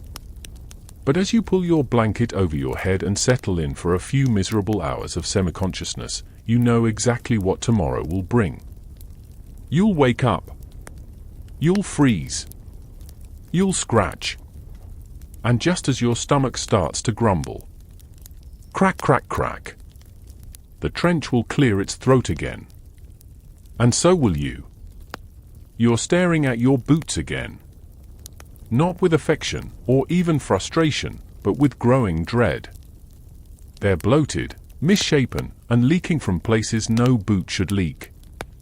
Your socks squelch when you shift. You haven't felt your toes in hours, and what you can feel is worryingly squishy. Today, you learn the true price of a waterlogged life. Trench foot. It starts as numbness. That's the trick. You think your feet are fine because they don't hurt. But numbness in the trenches is rarely a blessing. It's the body waving a white flag. You peel off your socks and instantly regret it. The smell alone could probably count as chemical warfare. Your feet are pale, waxy, the skin puckered like you've been soaking in a tub too long, except the tub was full of cold, filthy mud and possibly haunted. Charlie grimaces when he sees. You need to dry them. Properly. Now. There's no heat source. No hairdryer. No cozy towel fresh from the wash. You stuff rags into your boots, rub your feet with a piece of old flannel, and say a little prayer to the gods of wool and friction. You're lucky, says Big Ned, wringing out his own socks. My mate lost both big toes last winter. Said it felt like biting into cold carrots, then nothing at all. You don't know what that means. You don't want to know. Foot care becomes sacred. You learn the steps like a holy ritual. Remove boots. Massage toes. Change socks. Swap inserts. Check for color change. Don't ignore the tingling. Still, even with all the effort, trench foot is nearly inevitable. Too much damp. Too much standing. Too much cold soaking into the bones. Historians still argue whether trench foot was a failure of planning or an unavoidable consequence of static warfare. Some officers insisted on twice-daily inspections. Others handed out whale oil like it was divine nectar. But without dry ground or reliable supplies, none of it worked for long. You hear whispers of men with blackened soles. Gangrene creeping in like a slow-moving fog. They say once you smell it, you never forget. One medic tells you they sometimes trim the dead skin away with a razor. He says it like he's talking about slicing fruit. You try not to throw up in your own lap. Here's your quirky tidbit. Some trenches hosted foot parades, where men would sit in rows, boots off, and present their feet to inspecting officers like a grim talent show. Best case? You get praise and dry socks. Worst case? You get a stretcher and a one-way ticket to the field hospital. You limp for 2 days. Every step is a blend of pins, needles, and slosh. Your gait becomes a cautious shuffle. The others notice but don't tease. Not about this. They help you rub in the last of someone's hoarded foot powder. Alfie even gives up his spare socks. Don't thank me, he grunts. I've got my eye on your ration biscuit. Deal. That night, the rain returns. Relentless. A steady tap against your helmet, your shoulders, the duckboards. You slosh through your duties, wringing out your sleeves, trying to keep moving. If you sit still too long, your legs stiffen. Your feet scream. The trench seems wetter than usual. A slick sheen over everything, like the whole place is melting. Your boots suck into the mud with every step. You picture yourself rooted there, slowly turning into part of the landscape. Charlie jokes that if he stands still any longer, moss will start growing on his back. You laugh, but it's a tired, squishy laugh. Eventually, you sleep with your legs curled up close to your chest. Not for warmth, just to keep your feet from touching anything. It doesn't help. You wake up to another round of pain and the sinking realization that your right big toe has gone completely numb. You poke it with a stick. No response. A casual shrug from your own body. You report to the medic. He gives you a look, part sympathy, part exasperation. He's seen 100 feet like yours this week. He examines them under a flickering lamp and grunts. Keep them dry. Walk more. Sit less. And if it goes black, well, we'll cross that amputation bridge when we come to it. Comforting. Back in the trench, Alfie hands you a sheet of newspaper. Stick this between your socks and boots, he says. Keeps the worst of the wet out. It doesn't. But you do it anyway. Because hope's the last thing to go, and even soggy newsprint can feel like optimism when it's wrapped around your foot. Someone jokes that trench foot isn't so bad if you lose enough feeling, you won't mind the cold or the rats running across your toes. You don't laugh this time. The next day, the officer reads out orders for rotations. You're not on the list. You stay in the front line. In the cold. In the wet. With the foot that may or may not still be attached in spirit. You tap it gently against the duckboard, trying to coax life back into it. Nope. Still dead. You don't cry. You just stare at your sock and wonder how something so innocent-looking can be the source of so much misery. You thought war would be about bullets. Explosions. Screams. Turns out, it's also about blisters, mildew, and the long, slow horror of watching your own body surrender inch by inch to the elements. Someone shouts your name. Or maybe it's your number, hard to tell with the static hum in your ears from another bad night's sleep. You blink, rub your eyes, and notice Charlie waving something at you. It's small, crumpled, and stained along one edge like it got into a fist fight with a puddle. Mail call, he says, tossing the envelope into your lap. You stare at it for a moment before picking it up. The paper is soft, like it's been handled a dozen times before it ever reached you. On the front, your name misspelled. On the back, a smudge of lavender-scented soap. Your sister, probably. She's the only one in the family who still thinks you smell like anything other than defeat and trench mud. Mail is rare. Sometimes it comes in batches. Sometimes nothing arrives for weeks. When it does show up, it's like a parcel from another universe, one where the air smells like baking, not cordite, and days are punctuated by clocks instead of artillery. You open it slowly. The paper is damp, but legible. She writes about the cat, about Aunt Maggie's new hat, about the neighbor's chickens getting into the garden again.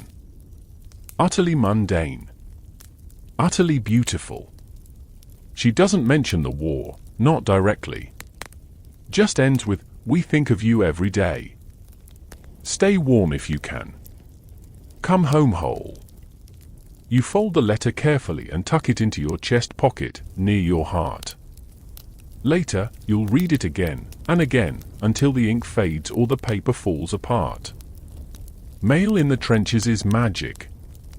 Not because it's fast, it's not, or reliable, also no, but because it's yours. Proof that someone remembers you exist. That you're not just a walking uniform with a rifle and a half-healed foot. Charlie's got his own letter, already halfway through reading. Alfie reads his upside down, lips moving silently.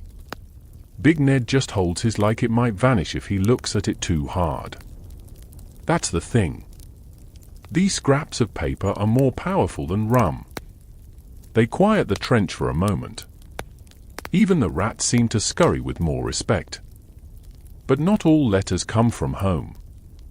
Some arrive in black-edged envelopes, handed out slowly by quiet men who've learned to look away. When you see one of those, you pray it's not for you. You pray harder when it is for someone sitting right beside you.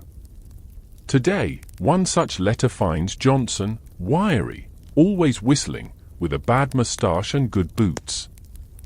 He opens it, reads 3 lines, folds it, and places it in his pocket. Then he sits perfectly still for an hour. No one says anything. That night, he trades away his last bar of chocolate and volunteers for latrine duty. Historians still argue whether male censorship was more for protecting morale or hiding the war's true toll. Letters sent home were combed through, names and details often scratched out. You can't write about casualties, bad food, or morale without risking a big black line through your thoughts. But the letters you get, those are pure, unfiltered. Often clumsy. Occasionally poetic. Always human. Your quirky tidbit of the day? Soldiers got creative when paper ran low.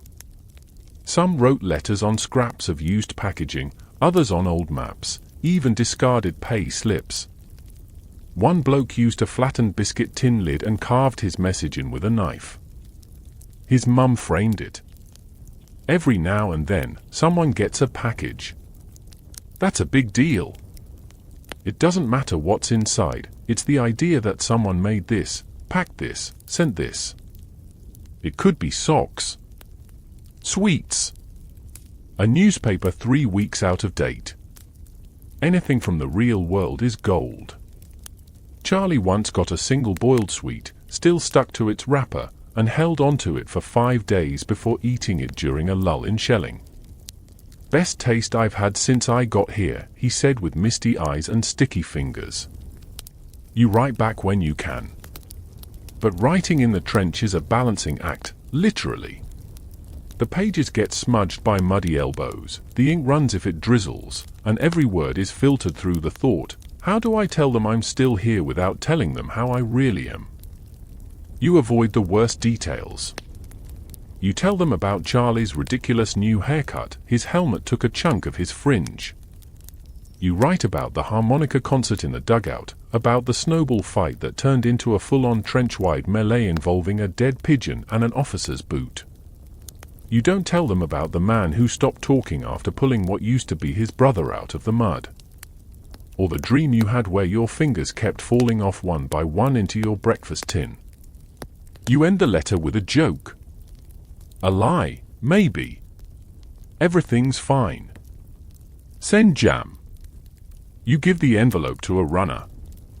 Whether it reaches home or not is another gamble. Sometimes, you imagine your family reading it by the fire, nodding, smiling. Sometimes, you imagine the letter lost in some flooded foxhole, the ink smearing into nonsense. But you write anyway. Because as long as the mail comes in, you're tethered to something real.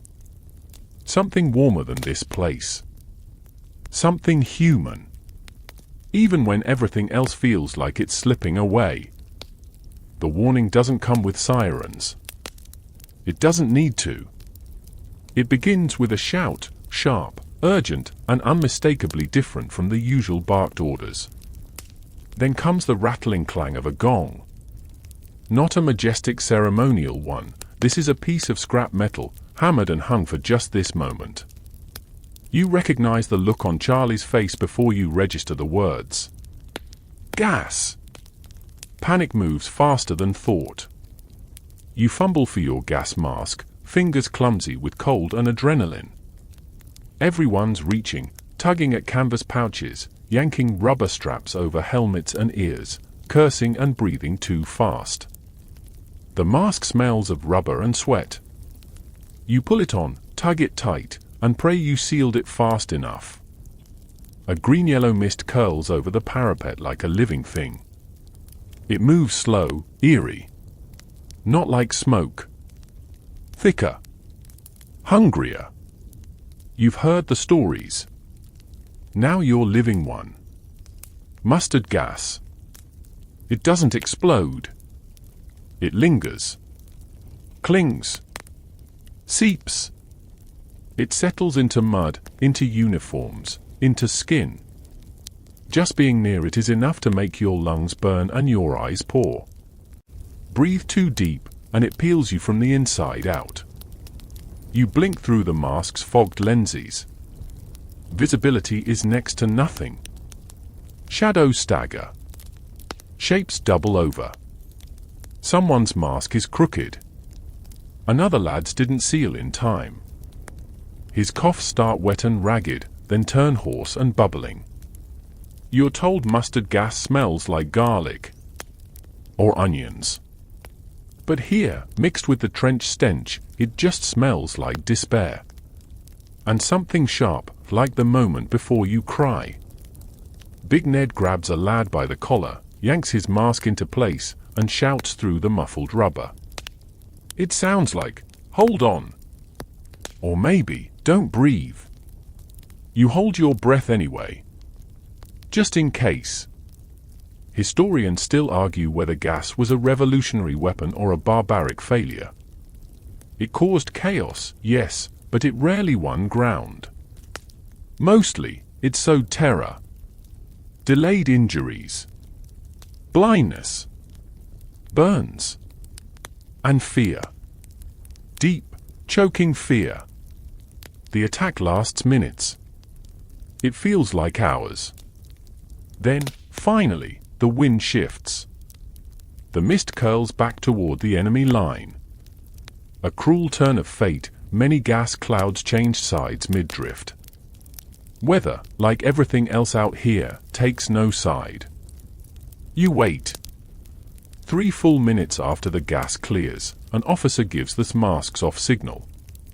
You hesitate, hand trembling over the strap. When you pull it away, the world smells worse. Metallic. Wrong. You gag. Charlie rips off his mask and vomits onto the duckboards. Alfie pulls his halfway down, then tightens it again. Smells like the end of the world, he mutters. You sit. You try to breathe slow, deep. It hurts. Your throat is raw, your eyes watering. Whether from gas remnants or panic, you can't say. One lad, new, probably too young to even be here, keeps his mask on long after the all clear. He's curled in the corner of the dugout, rocking slightly. No one forces him to take it off. Here's your quirky tidbit: some soldiers swore by unofficial gas remedies. A pad soaked in urine was rumored to neutralize chlorine gas in the early days, crude but occasionally effective. One guy always kept onions in his pouch, convinced they'd warn him of gas faster than any whistle. He wasn't entirely wrong. But he did smell like soup. Back then, early gas masks were terrifying, long, snouted things with goggles like a fly's eyes. Later models improved but never became comfortable. They pinched your face, fogged up instantly, and made breathing feel like inhaling through a straw with holes in it. And worst of all, they made you hear your own breath. Loud. Laboured. Constant. Like your own fear, amplified. The casualty list is read out quietly at dinner. 2 confirmed dead. 3 injured, bad lungs, blistered skin. They'll be sent to the aid station if they can still walk. You don't touch your stew. Someone asks, why do they even bother? They know the wind can turn. No one answers. Because it doesn't matter. What matters is it could happen again tomorrow. Or next week. Or while you're sleeping. That night, you lay your gas mask beside your head like a pillow. Just in case. You dream of fog rolling across a field, slow and silent. And when you wake, coughing, you grab the mask before you even remember where you are. Because once you've seen the mist move like that, you never quite unsee it. There's a sound in the distance you can't explain.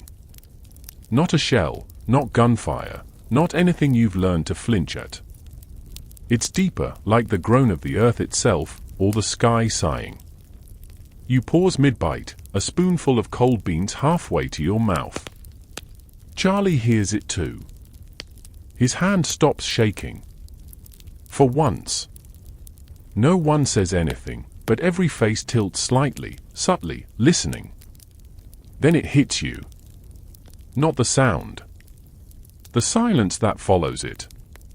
You feel it in your chest first. Like someone's pressing 2 fists against your ribs. Your breath shortens. Not from fear, something else. Something older. Instinct. A second later, the shell lands. Not near. Not too near. But close enough that the air itself punches you across the ears and the ground beneath you shifts, like it suddenly decided it doesn't want to be ground anymore. Dirt rains from the dugout ceiling. Someone screams. Someone else just mutters, again. Shell shock doesn't announce itself with a single event. It's not like a wound you can point to, or a rash you can treat. It creeps in like fog, quiet, slow, and inevitable. You first notice it in the way your hands won't stop trembling. Not cold. Just shaking. You sit on them. Doesn't help. You try clenching your fists, pressing them into your thighs. They still tremble. Like the panic is leaking out through your skin. Charlie flinches whenever anyone speaks above a whisper. Big Ned hasn't smiled in 2 days. Alfie started talking to a tin can like it's a cat. And you? You lie awake at night, waiting for the next shell to fall. Counting seconds between booms. Wondering if the next one is yours. Historians still argue whether shell shock was misunderstood trauma or something physically neurological. Some thought it came from brain concussions due to blast waves. Others say it was simply the human mind hitting its limit and snapping in on itself. Back then, it didn't matter much. If you shook too much, froze up too long, or stopped responding altogether, you were weak. Lacking discipline. Some were sent home. Some to hospitals. Some, God help them, to firing squads for cowardice. You don't feel brave or cowardly. Just tired. The kind of tired that doesn't sleep away. The kind that crawls into your bones and makes your ribs feel like they're tied together with string. Your quirky tidbit of the day? One British soldier wrote about a friend who stopped blinking after a shell blast. Just stared, eyes wide open, for 3 days. He claimed he was watching for angels. He never blinked again. Another man dug holes compulsively. Not for defense, just dug. All night, all day, until they took his shovel and tied him down. Some lads get the 1,000-yard stare. Some cry over nothing. Some stop speaking altogether. One officer told his men he'd been struck deaf by a shell, only for someone to find him whispering poetry to himself behind a water barrel. You start keeping track of the sounds that make you twitch. The click of a lighter. A boot scraping on duckboard. A whistle. A cough that sounds too much like a scream. They tell you to focus on small things. Keep your mind busy. Write. Carve something. Polish brass. So you carve a small face into the butt of your rifle. Not artistic. Just something to stare at besides the mud. You name it Percy. He never argues with you, which helps. One night, Charlie has a bad episode. You find him crouched behind the latrine, gas mask still on, rocking back and forth. His hands are shaking so hard he can't untie the straps. You kneel beside him and murmur nonsense, soft words, whatever comes. It's all right. You're here. You're here. Eventually, he blinks. You help him remove the mask. His face is pale and wet. Not from gas. From the panic. We're fine, you lie. We're fine. The next morning, he's back to normal. Laughing. Smoking. Whistling a half-remembered tune. But his eyes? His eyes haven't returned. They say you'll get used to the shelling. That the fear becomes routine. You don't. Every bang still feels personal. Every vibration rattles your stomach. You wait for the earth to swallow you, and when it doesn't, you almost wish it had, just to end the waiting. The worst part? The shell that doesn't fall. You hear the whistle. You brace.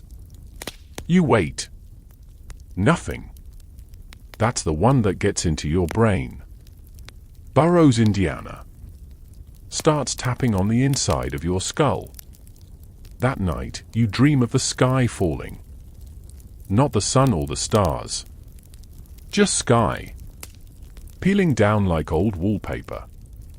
You wake up choking. You weren't screaming, but your throat is raw. You look over.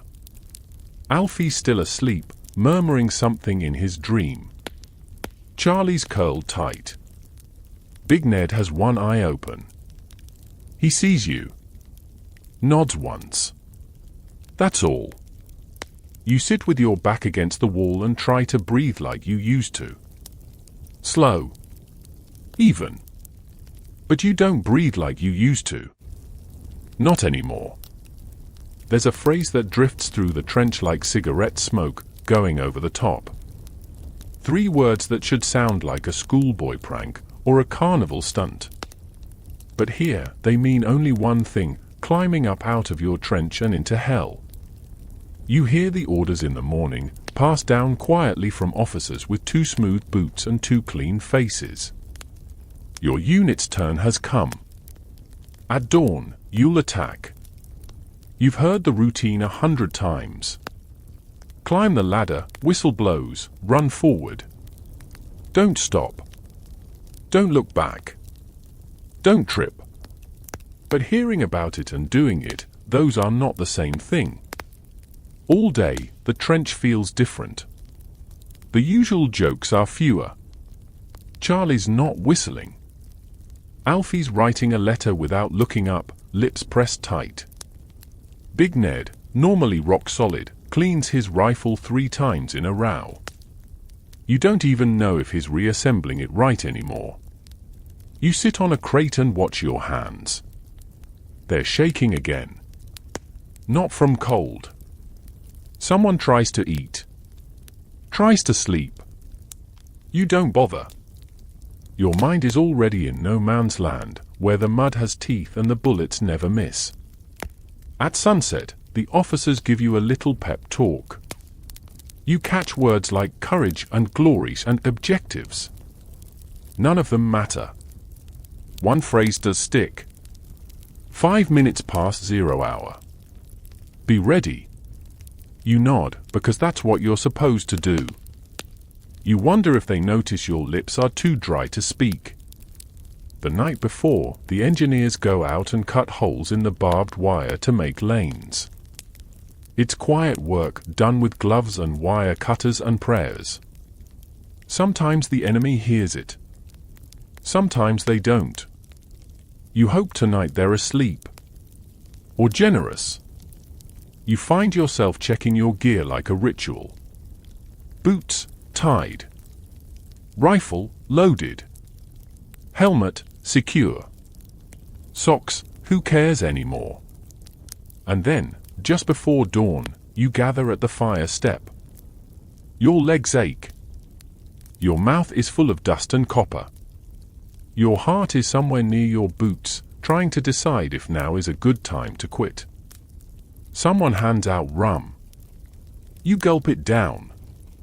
It burns in your chest like borrowed courage. Alfie mutters, "We'll be fine. We're quick. Quicker than bullets." Big Ned doesn't say a word. He just slaps your shoulder once, heavy and warm. The whistles are ready. Officers check their watches. The sky is beginning to pale, just a little, like it's ashamed of what it's about to witness. And then the flare goes up. Bright green, sizzling in the fog. The signal. The whistle blows. You climb. You don't think, you just move. Your boots hit the wooden ladder, then the edge of the trench, and suddenly you're exposed. The cold wind slaps your face.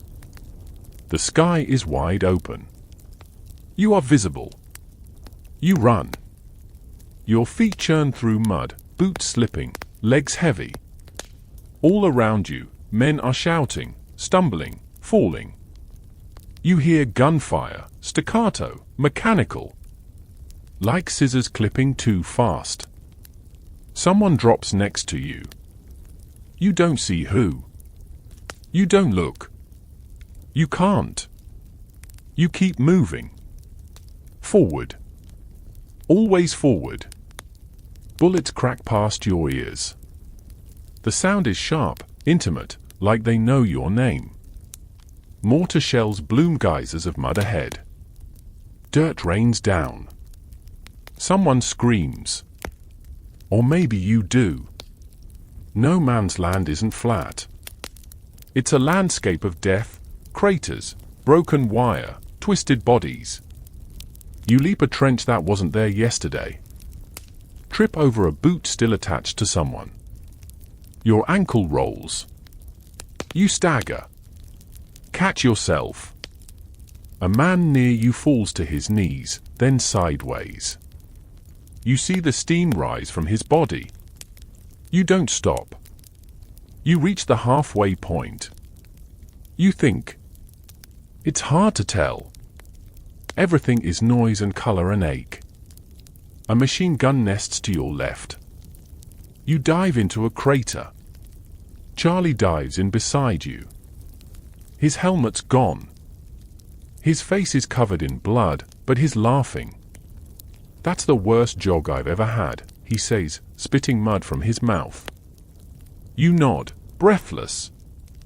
You try to speak, but only wheeze. Your ribs burn. There's a whistle again. Another signal. Time to move. Again.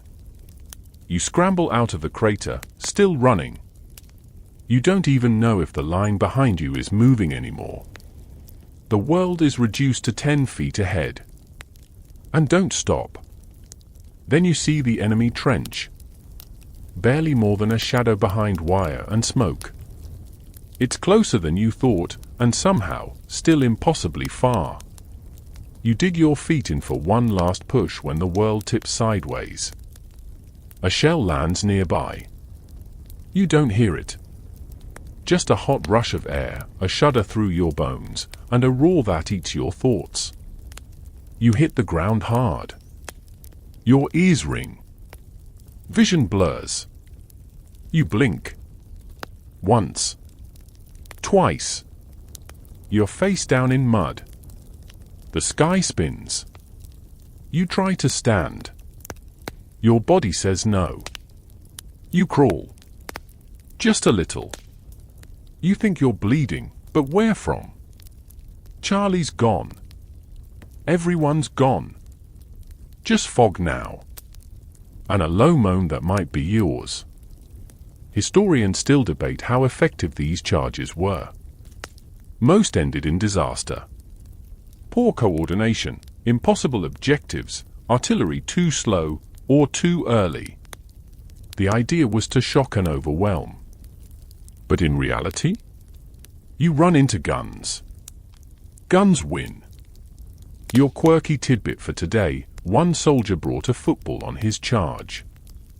Kicked it across no man's land, dribbling through the chaos. He survived. The ball didn't.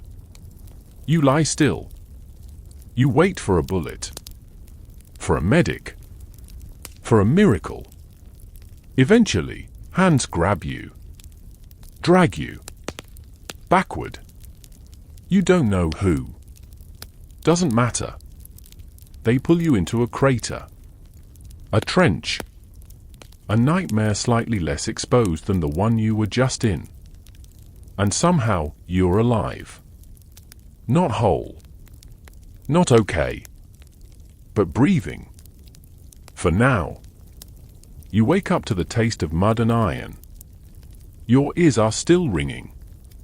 Your hands are numb, but your ribs scream with every breath, tight, sharp, like they've been cinched with wire. Someone crouches beside you. A medic? A ghost? You can't tell. His face is too close, eyes wide and searching. He mutters something. You don't catch it. Then he taps your helmet twice, clink, clink, and vanishes down the trench like smoke. You try to sit. Fail. Try again. The world swims but stays upright this time. You're back in your own trench. Or a trench. The layout's wrong. The walls look rearranged. Probably because half of them are missing. Your uniform is shredded along one sleeve. Not from a bullet, just a tear, caught on barbed wire or yanked by someone during the chaos. Your rifle's gone. Your pack is gone. You're alone with bruises and a jaw that might be cracked. Then the sergeant appears, holding out a fresh weapon. It's heavy, caked with dried blood, not yours. He grunts, "Hold tight. You're up next." Next? Next what? The answer comes in a rush, another push, another wave. But this one's different. Bayonets fixed. You glance down. Sure enough, a long, steel blade has been locked onto the barrel of your new rifle. It gleams dully in the weak light, slick with dew or blood or both. Bayonets are simple, pointy steel spikes made for very close, very personal fighting. Which is a charming euphemism for jabbing another human being in the gut before he can do the same to you. Someone hands you a ragged strip of cloth, makeshift gloves. Bayonet fighting tears your palms. No one wants to die with blisters. Keep it low, Alfie mutters from beside you. You didn't see him return, but here he is. His voice is hoarse. Aim for the belly. Under the ribs. Easier. You nod. You wish you hadn't heard that. Charlie's not here. You're trying not to ask why. Bayonet training back home felt like theater. Dummies. Wooden poles. Shouting instructors telling you where to stab, twist, pull. It never felt real. It was choreography. Here? It's all blood and instinct. There's no dance step for watching a man fall under your blade and not knowing whose scream you're hearing. Historians still argue whether the bayonet charge was a genuine tactic or outdated bravado dressed up in desperation. The numbers rarely lie, most charges ended with a pile of bodies before anyone got close enough to use the blade. But the army kept it in rotation. Tradition. Symbolism. Fear. Fear, it turns out, is sharp on both ends. You step into the charge without thinking. The whistle blows again, always the whistle, and this time it's a tighter run. Not open no man's land. A raid. Short distance. Breach their line. Disrupt. Retreat. You charge with 6 others. Maybe 7. Hard to count. Mud sprays. You see enemy shapes ahead, ducking into their trench. Then you're in. And now, it's very close. Your boot hits the edge of their duckboard. Your shoulder collides with someone's elbow. You swing wildly. Your rifle catches on a coat. You see eyes, wide, younger than yours. A shout. You don't think. You react. The bayonet sinks. It's harder than you expected. Not smooth. Not dramatic. Just a sickening resistance followed by heat. You pull back. The rifle sticks. Won't come free. Someone slams into you. You stumble, fall, elbow scraping the edge of the trench. A shot cracks past your ear. Another enemy leaps forward. You swing your rifle like a bat, forget the bayonet, it's just a club now. He goes down. You go down. Someone pulls you up. It's Big Ned. Breathing like a horse. His bayonet is red. Back, he growls. Go now. You run. No glory. No cheering. Just panting, gasping, slipping. You leap over a crater, duck a wire post, throw yourself into a shell hole and lie there shaking. Your quirky tidbit of the day, soldiers used to write letters warning their families not to ask about bayonet fighting. One wrote that bullets are bad, but they don't look you in the eyes. Back in your trench, the survivors drop one by one. Alfie stumbles in, falls to his knees, and dry heaves into the mud. One lad is sobbing, hands shaking too hard to remove his helmet. You're covered in dirt and blood. Not all yours. You sit. You blink. You stare at your hands. No one speaks for a long time. Eventually, the sergeant says, "Well done." You want to hit him. Or hug him. Or just leave. Instead, you nod. And in your pocket, you feel that letter from your sister. It's still there. Still whole. You are, too. Barely. You hear the shouting before you see anything. The voices come ragged and loud, some panicked, some commanding. A few too calm to be anything but numb. Then comes the stretcher. 2 men, one at each end, boots slipping on the duckboards as they hustle past, burdened with the pale, motionless figure of a man you don't recognize.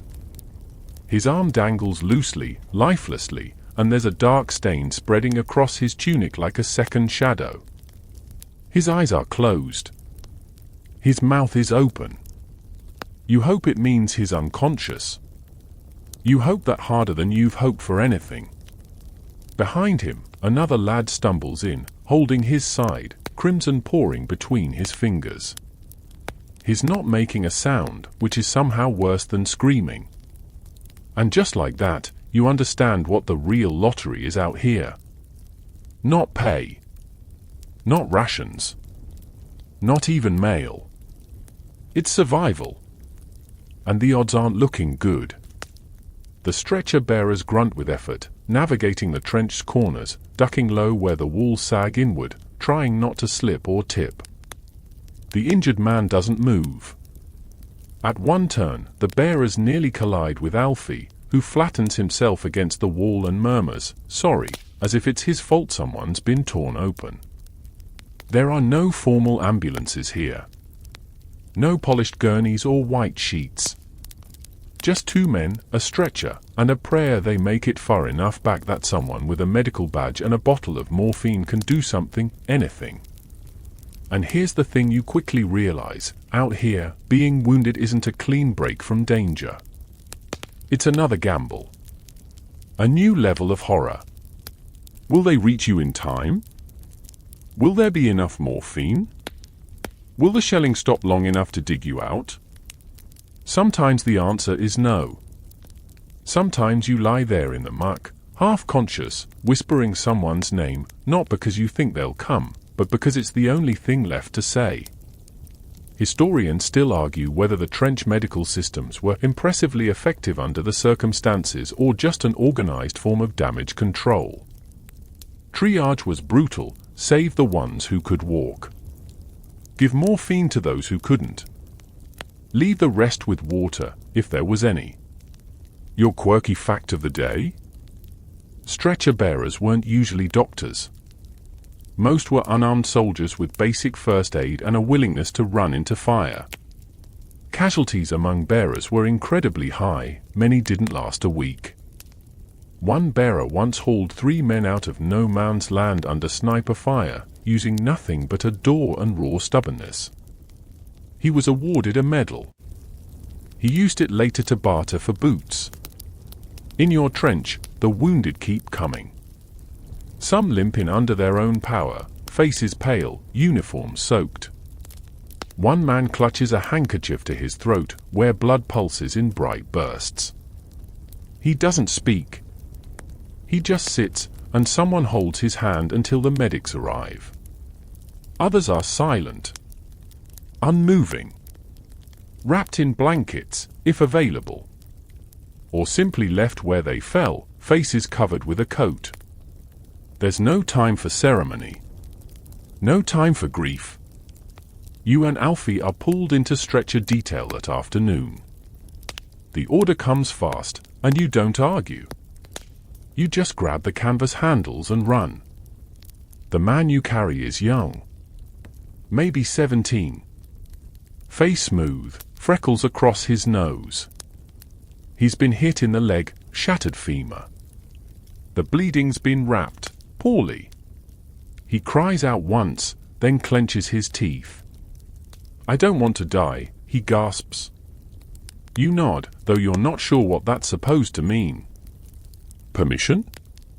Agreement? You won't, Alfie says, not quite convincingly. You move fast. Mud sprays your legs. Each step is a negotiation with gravity and panic.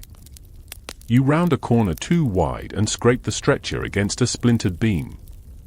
The boy screams. Alfie curses. You push forward. Behind you, shells start again. Not close, but not far enough. You don't stop. Finally, you reach a dressing station. It's a dugout off the communication trench, barely more than a hole with blankets and one very tired medic. Over here, he calls, and you drop the stretcher with more force than you mean to. The boy groans. The medic waves you off, already cutting fabric and shouting for water. You back away, knees weak. You realize your hands are shaking, not from fear this time, but fatigue. They've gone to jelly. Alfie wipes sweat from his forehead. We'll be lucky to live long enough to need stitches. You stagger back to your post. Along the way, you pass another stretcher team carrying someone who is definitely not going to make it. The blood is too much. The body too limp. You recognize the boots. They belong to Johnson, the one who once sang off-key for an hour just to drown out artillery. You feel your stomach turn. You keep walking. Dinner that night is quiet. No jokes. No biscuit throwing. Just chewing. Slowly. Mechanically. One man, new to the trench, asks what the worst part is. Charlie, quiet since the last charge, finally speaks. Not knowing if the stretcher's for you. Or someone you know. He doesn't say anything else. He doesn't have to. That night, you lie awake listening for footsteps, hoping they don't come for you. Hoping they do come, if you ever need them. It's a weird place to be. And as sleep creeps up on you, fitful, murky, edged with dread, you can't help but wonder, if it comes down to it, will anyone be left standing to carry you? The trench medic is a man with eyes like boiled stones, dull, heavy, and too tired to blink often.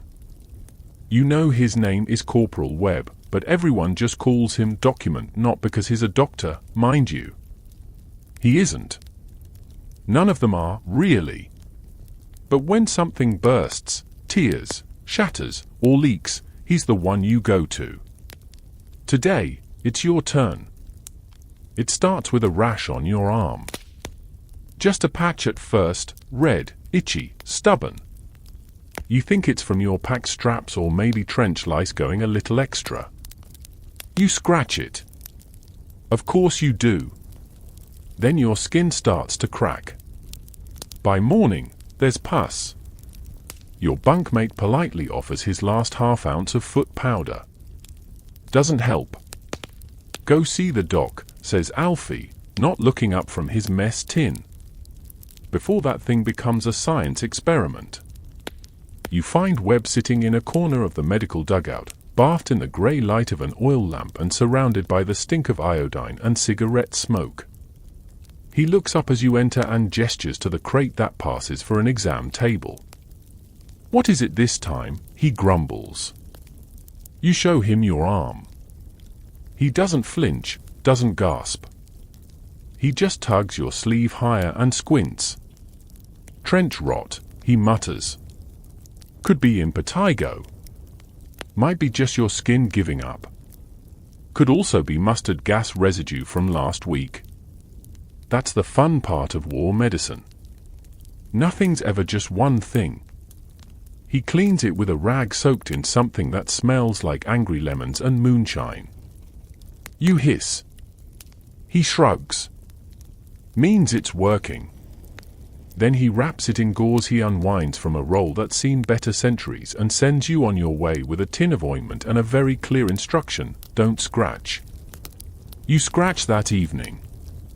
Immediately. Next day, it's worse. By now, you know the cycle. Small wounds go septic fast. Blisters turn black. A cut from barbed wire? In the city, no big deal. Out here, it's a fast track to a fever and a game of is that gangrene. Webb does what he can with what little he has. A few rolls of gauze, some powdered sulfur, bottles of morphine, carefully rationed, locked up tighter than biscuits.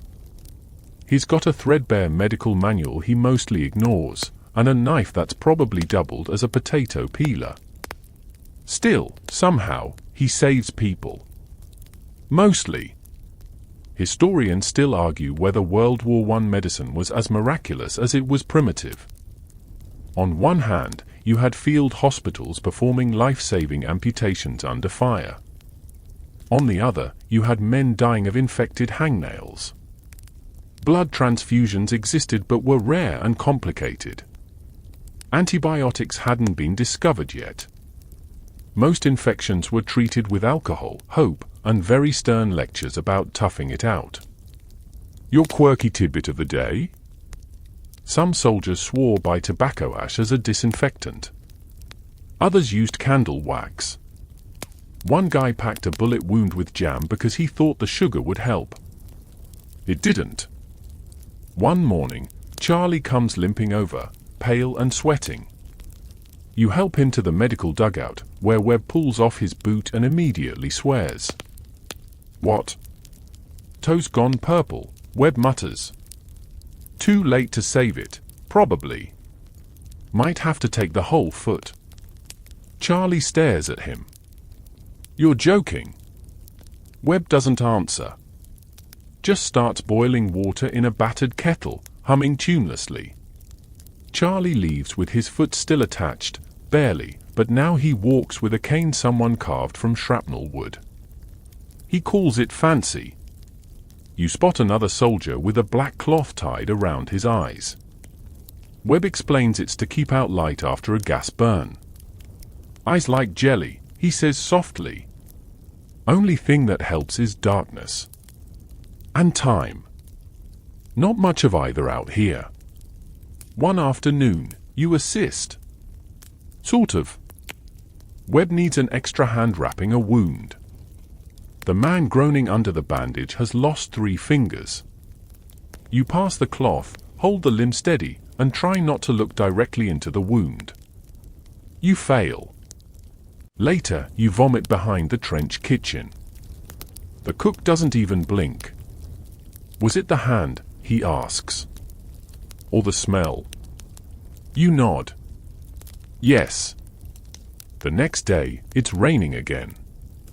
A runner slips on the duckboards and lands on a rusty nail. The puncture's deep. Webb cleans it with a solution so strong it peels paint off the wall. The boy passes out. When he wakes, he cries. I can't feel my leg. You don't want to, Webb replies. Every soldier here knows the rhythm of medical roulette. You get hit, you scream, someone drags you to safety. Maybe you get patched. Maybe not. Maybe you come back with scars and stories. Maybe you don't come back at all. And if the wound doesn't kill you, the fever might. Or the chill. Or the flies. One of the strangest sights in the trench is a man brushing his teeth next to someone with a field dressing around his neck. Hygiene, right alongside horror. You wipe your boots clean beside a man coughing blood into a handkerchief. That's just life here. One day, you spot Webb sitting alone, staring at his hands. They're shaking. Not from cold. Just tired. His sleeves are blood-stained, his eyes red. You hand him a tin of tea, lukewarm and bitter. He nods, grateful. You're good at this, you say. He snorts. I'm just the last stop between here and the grave. Then he raises his tea in a mock toast. To morphine, mystery powders, and dumb luck, he says. You clink your own tin against his. And somehow, that keeps you going. It happens fast. Too fast for you to scream, or duck, or even finish blinking. A crack, a whip-like, violent snap cuts through the air. Then a grunt. Then silence. You turn toward the sound just in time to see a man slump down beside the fire step, his body still twitching. He was here seconds ago. Joking about the biscuits. Now here's a sack of meat and slack limbs, a clean hole punched right through his forehead. Sniper, someone mutters, low and grim. No one moves for a long moment. Not out of respect. Out of fear. He didn't pop his head up. He didn't stand on the parapet. He was just unlucky. Or maybe the sniper was just that good. You duck instinctively, pressing your back into the muddy trench wall. Your heart is hammering in your throat, ears, fingertips. It's like someone pulled a cord on your insides and now everything's vibrating. The others slowly crouch lower, helmets lowered, shoulders hunched. Alfie mutters a curse, rips his tea tin from his belt, and hurls it toward the duckboards. That was Bert, he says. He just got a letter. Said he was going home next week. The sniper knew. Of course they didn't, but it feels like they did. That's the curse of the snipers. You don't hear them until it's too late. There's no whistle like a shell, no rattle like a machine gun. Just a sharp crack, and someone's gone. And they're always watching. Historians still debate how effective snipers truly were in the grand scope of trench warfare. But to the men in the trenches? They were mythic, silent reapers who turned even the calmest hour into a game of who blinks first. You learn the new rules fast. Rule 1, never silhouette yourself against the sky. Even for a second. A curious peek over the trench lip might be your last look at anything. Rule 2, keep your helmet dull. Shiny helmets reflect light, and light attracts bullets. One of the lads used to polish his like it was the Queen's silver. One day, a shot clipped the rim right off his head. He stopped polishing. Rule 3, mirrors are your friend. A small shard of broken glass on a stick can give you just enough visibility to scan no man's land without losing your face. Charlie has a trick. He wears a sock over his helmet, the toe snipped open like a little visor. Fashionable and functional, he says. The Milan Trench Collection. You don't laugh. Not today. The fear lingers. You feel it in your spine every time you walk near the fire step, every time you adjust your helmet. You sit lower. Speak softer. Move slower. Big Ned tells you about a German sniper who used a wooden decoy head, slowly raising it above the parapet to draw fire. When someone took the bait, crack, he knew exactly where to aim next. So if you see a scarecrow with a cigarette, he says, don't get cocky. Somewhere behind the front line, the officers are organizing a counter-sniper team. They'll perch in a nest, a camouflage spot in a tree or a ruin, rifle aimed at the horizon.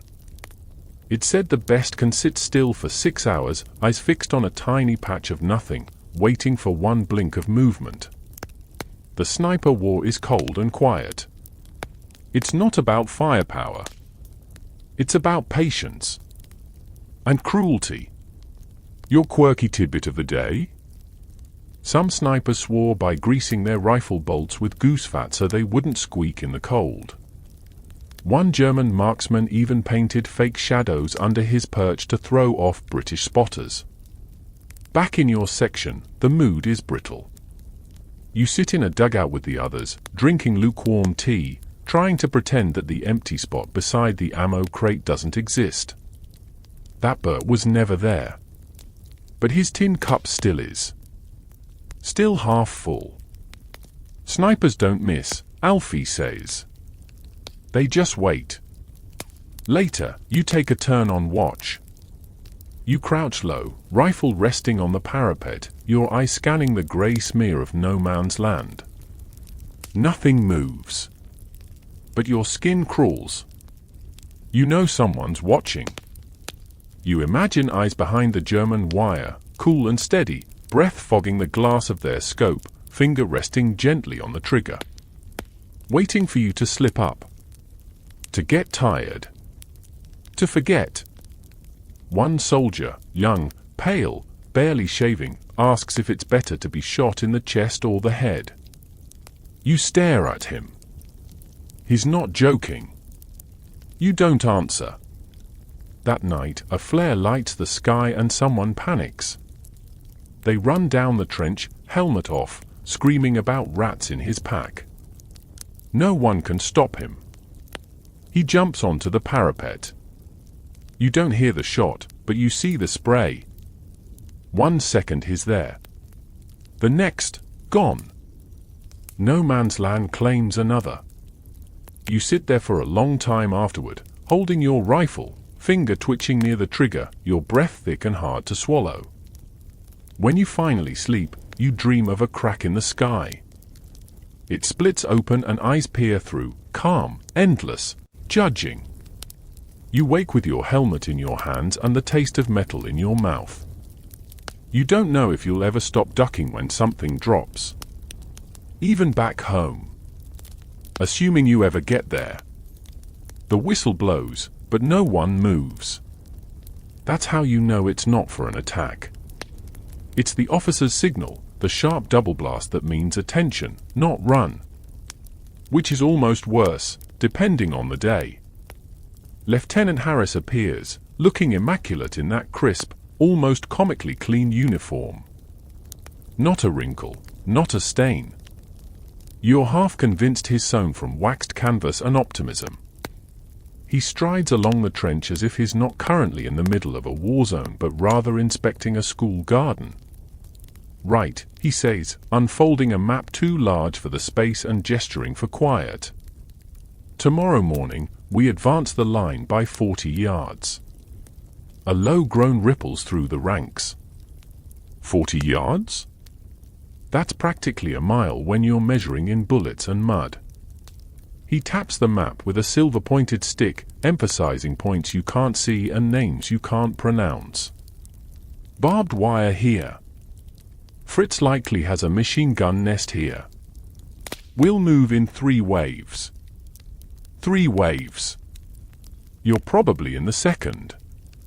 Which means you get the benefit of stepping over your mates' bodies and running into guns that are already warmed up. The lieutenant continues, his voice clipped and bright. Artillery support will begin at 0500. You'll move on my whistle. Of course it's his whistle. He never blows it while running with you, though, just stands back with the other officers, checking boxes and crossing names off like he's taking roll call. You'd be more bitter if it weren't just the way things work. They wear ties. You wear the consequences. Historians still argue whether trench officers like Harris were necessary visionaries or well-dressed liabilities. Some led charges with pistols drawn. Others directed men from a safe distance with tea in hand and a polished monocle reflecting the sunrise. You'll never forget the officer from last month, Captain Baines. Gave a full speech about courage while standing on a crate. Got shot mid-sentence. Didn't even finish the word Val. No one talks about him now. Your current officer, Lieutenant Harris, isn't awful. He's not warm, but he doesn't scream without cause. He's just disconnected. Too clean. Too stiff. You doubt he even knows who you bunk beside. You watch him now, standing there in his spotless boots, hands tucked behind his back, chin high as if he's daring the heavens to rain on his strategy. Then he says something that chills your spine more than any shellfire. We'll keep the casualties minimal if everyone sticks to their role. Minimal casualties. You repeat that phrase in your head like a grim nursery rhyme. Alfie leans in, voice low. Wonder if his plan includes someone catching a bullet for his haircut. Big Ned just grunts. You ever seen him over the top? No, you reply. Exactly. Still, you don't blame Harris. Not really. He's doing what he was taught. Grid references. Timetables. He has maps. You have mud. He speaks in square footage. You speak in inches. Inches of movement. Inches of survival. Later, he makes the rounds, pausing at each group like a schoolteacher doing head counts.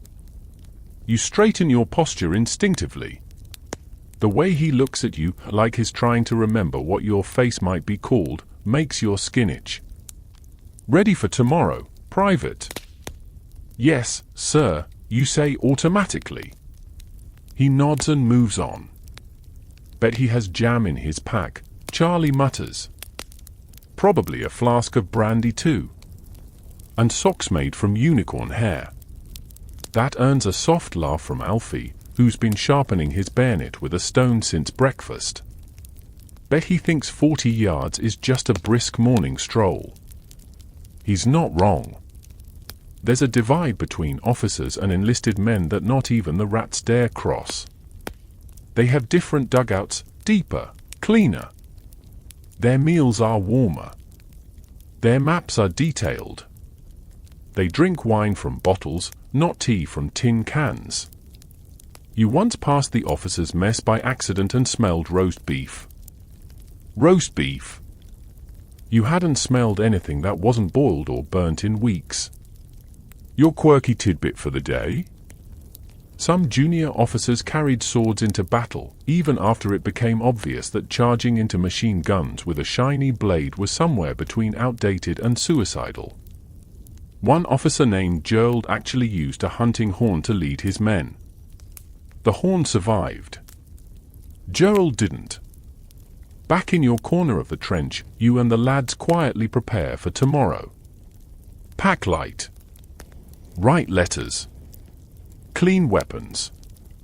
Charlie ties a ribbon to his bayonet, faded red, from his sister.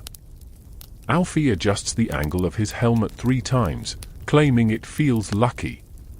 You think about asking Harris a question. Something strategic. Like, what if we're pinned down? Or, do we even know where the enemy guns are? But you don't. Because you already know the answer. You're just a piece on his map.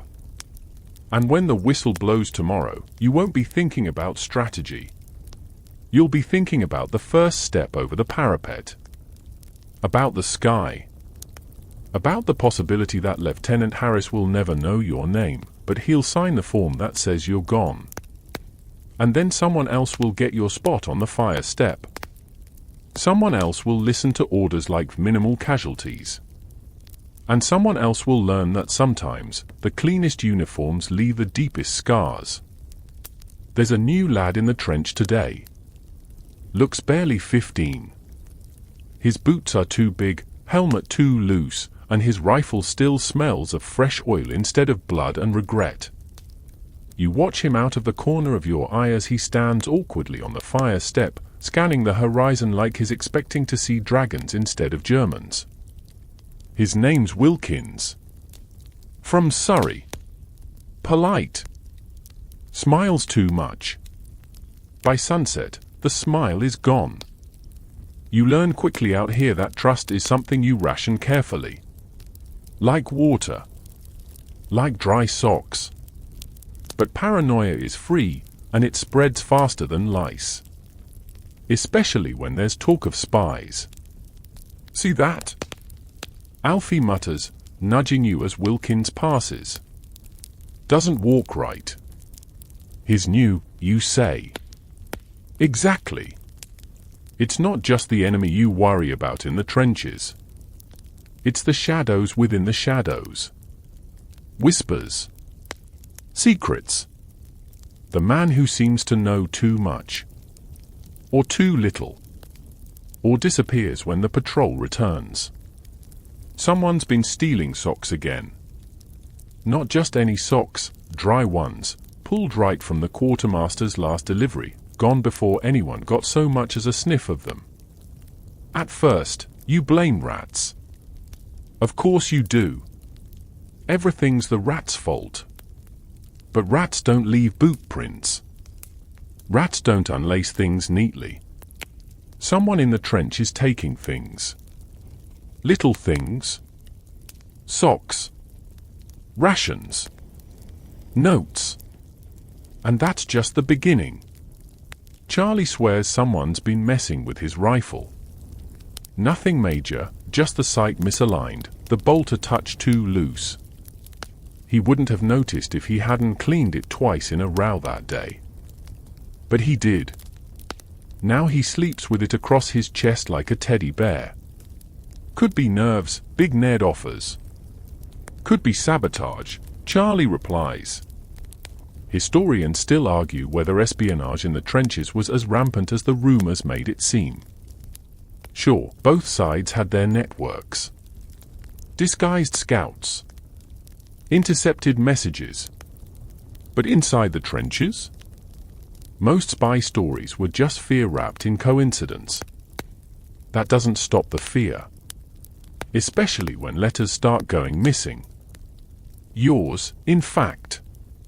You'd written home 3 days ago, for pages of hopeful nonsense and one tiny, folded drawing from Alfie to send to his niece. It never made it. The runner swore he delivered the pouch to HQ. HQ swore they logged it. But the pouch vanished. Someone's reading your letters.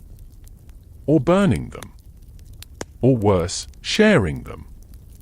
That night, the sergeant rounds everyone up and gives a talk about loyalty and discipline and the consequences of betrayal. No one makes eye contact. Everyone's thinking the same thing. Is it one of us? Your quirky tidbit for the day? There were actual cases of German-speaking soldiers infiltrating British lines dressed in salvaged uniforms. Some were caught by their boots, German make, wrong tread. Others gave themselves away by lighting cigarettes the wrong way. In Britain, it was left to right. Germans went right to left.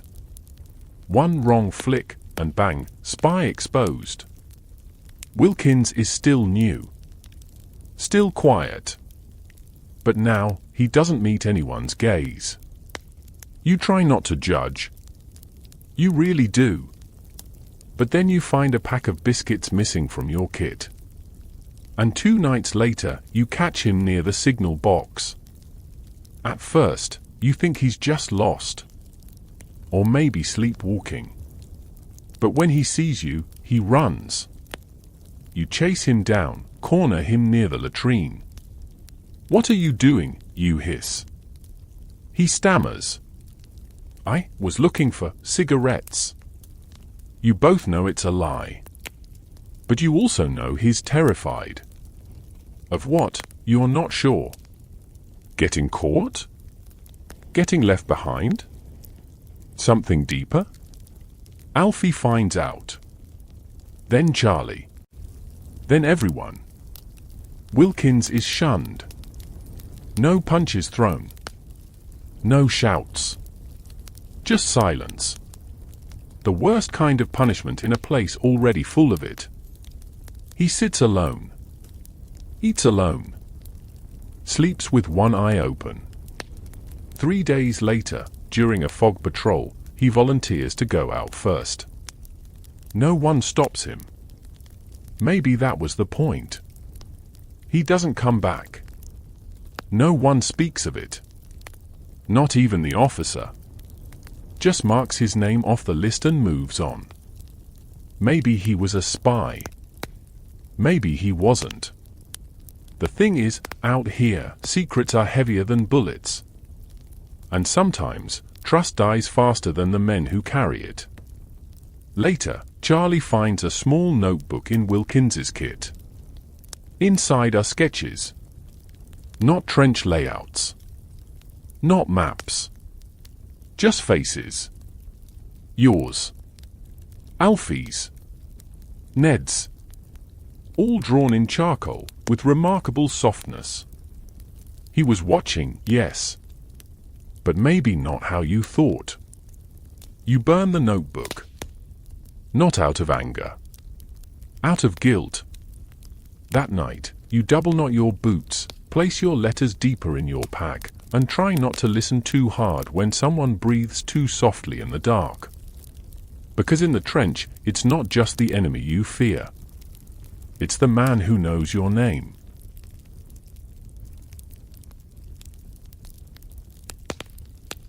The trench has its own version of real estate.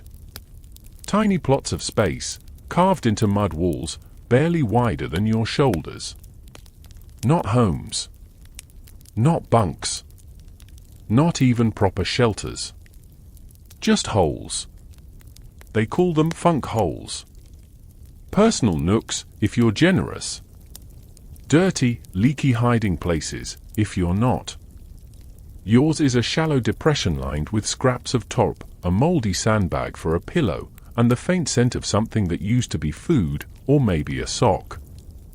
You've spent nights in worse places. But not many. You crawl into it at dusk, folding your knees close to your chest. You've worn the same damp socks for 3 days now. The trench foot rash is creeping up your shin like an ambitious ivy. And still, this narrow hole feels like the only space in the world that belongs to you. Until something bites you. You shoot up so fast you knock your helmet against the wooden beam above.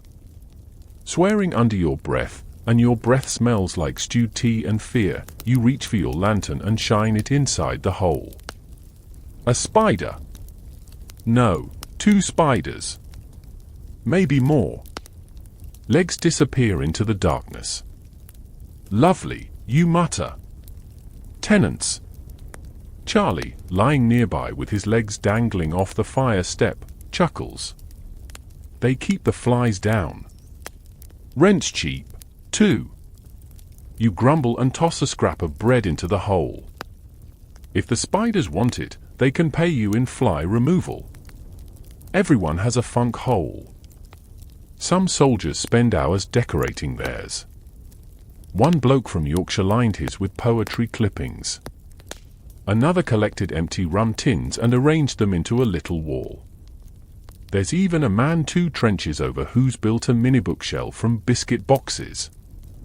Yours has a pencil stub, a half-used candle, and a letter from home folded and unfolded so many times it's basically cloth.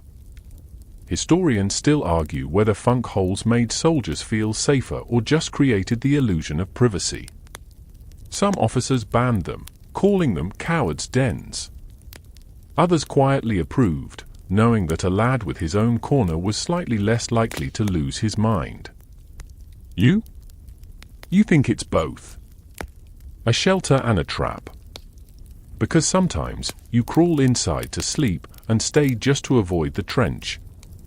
But funk holes aren't bomb-proof. They cave in after shelling. They flood. Rats sneak into them like drunken guests at a house party. Alfie once found a frog sleeping on his shoulder. He named it Arthur. They shared a ration biscuit. Your quirky tidbit of the day, some soldiers used funk holes as confessionals.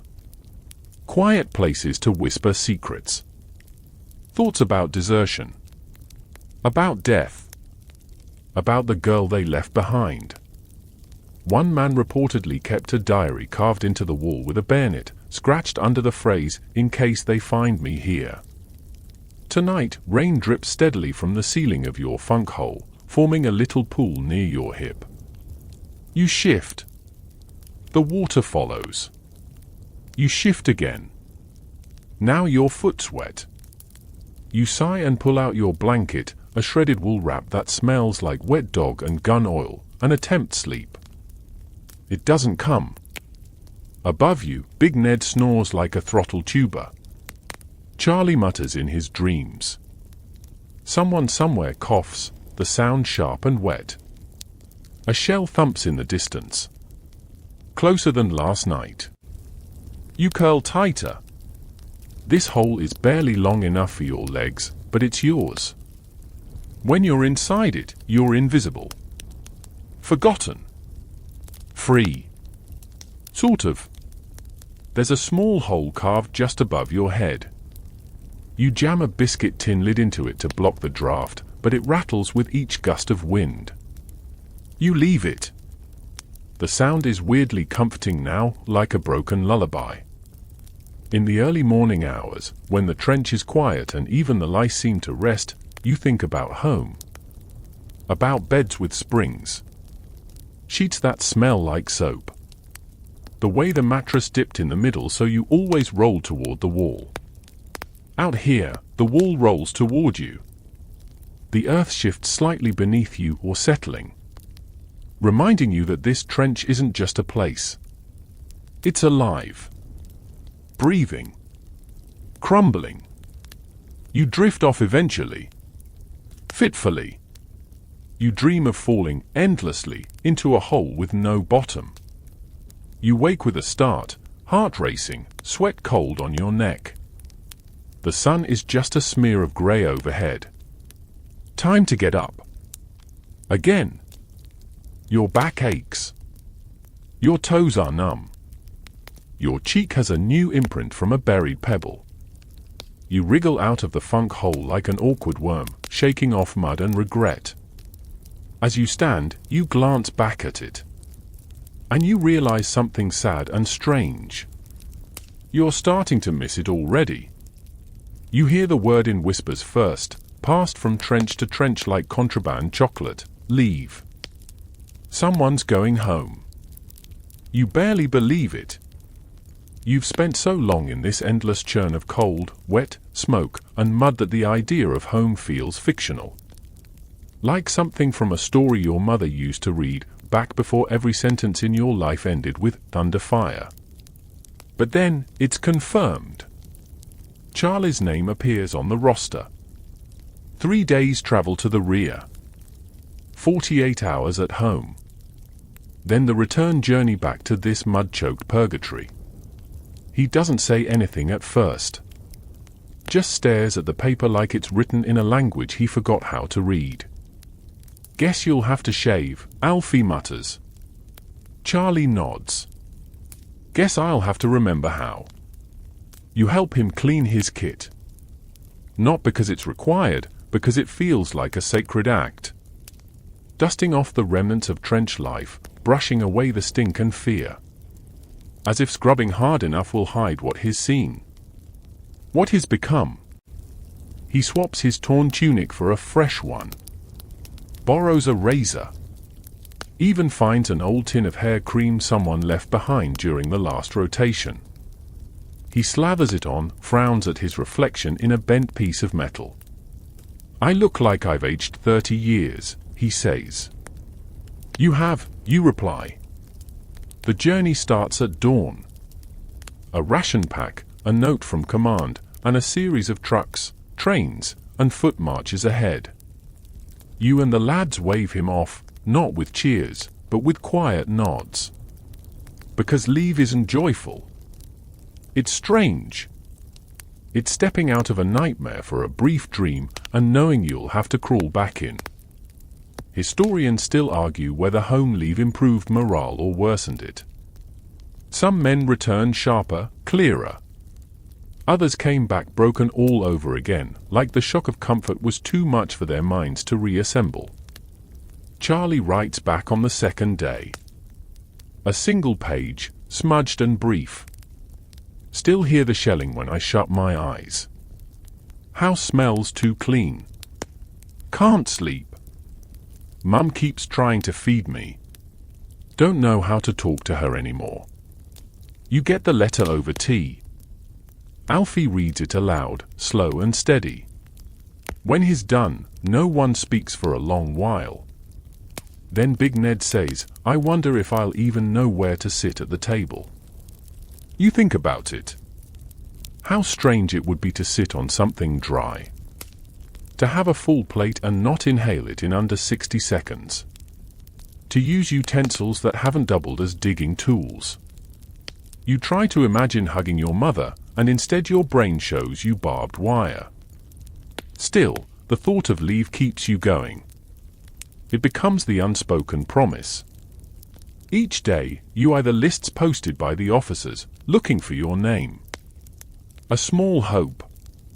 A crumb of light. You picture yourself back home in the kitchen, hands wrapped around a mug that doesn't smell of rust. You picture your dog barking. Your father's silence. Your sister pretending you're still the same. Charlie returns a week later. He looks rested. Sort of. His face is clean-shaven, his uniform less battered. But his eyes, those haven't changed. Maybe they've deepened. Maybe they've stopped. Alfie claps him on the back. Did you bring jam? Charlie smirks. Only if you like it shaken and squashed. He hands out sweets, crumbled biscuits, a sock that smells faintly of lavender. Everyone accepts the gifts like they're gold. Then he sits beside you on the fire step, sips lukewarm tea, and says nothing for a long time. Was it weird, you finally ask. He nods. Quieter than I remembered. Everything soft. Everything wrong. They kept touching me. Asking questions. Like I was some exotic bird that might explode. Miss it? No. He sighs, staring out at the mud. But I'd rather be confused at home than comfortable here. You get it. Your quirky tidbit for today? Some soldiers on leave would walk the streets at night just to find noise, horses, trains, anything with rhythm, because the silence made their hearts race. One even dug a hole in his backyard and slept in it until his wife begged him to come inside. Leave changes people. Charlie still wakes with a start sometimes, swinging at shadows. He doesn't talk about his family much now. Not even the dog. He fits back into trench life quickly. Too quickly. As if he never left. And that's the hardest part. Watching someone escape the war, then choose to come back. Not because he wants to. Because he has to. You start to wonder if you'd do the same. Would you find comfort in a bed, or just wonder what angle the shells would come from?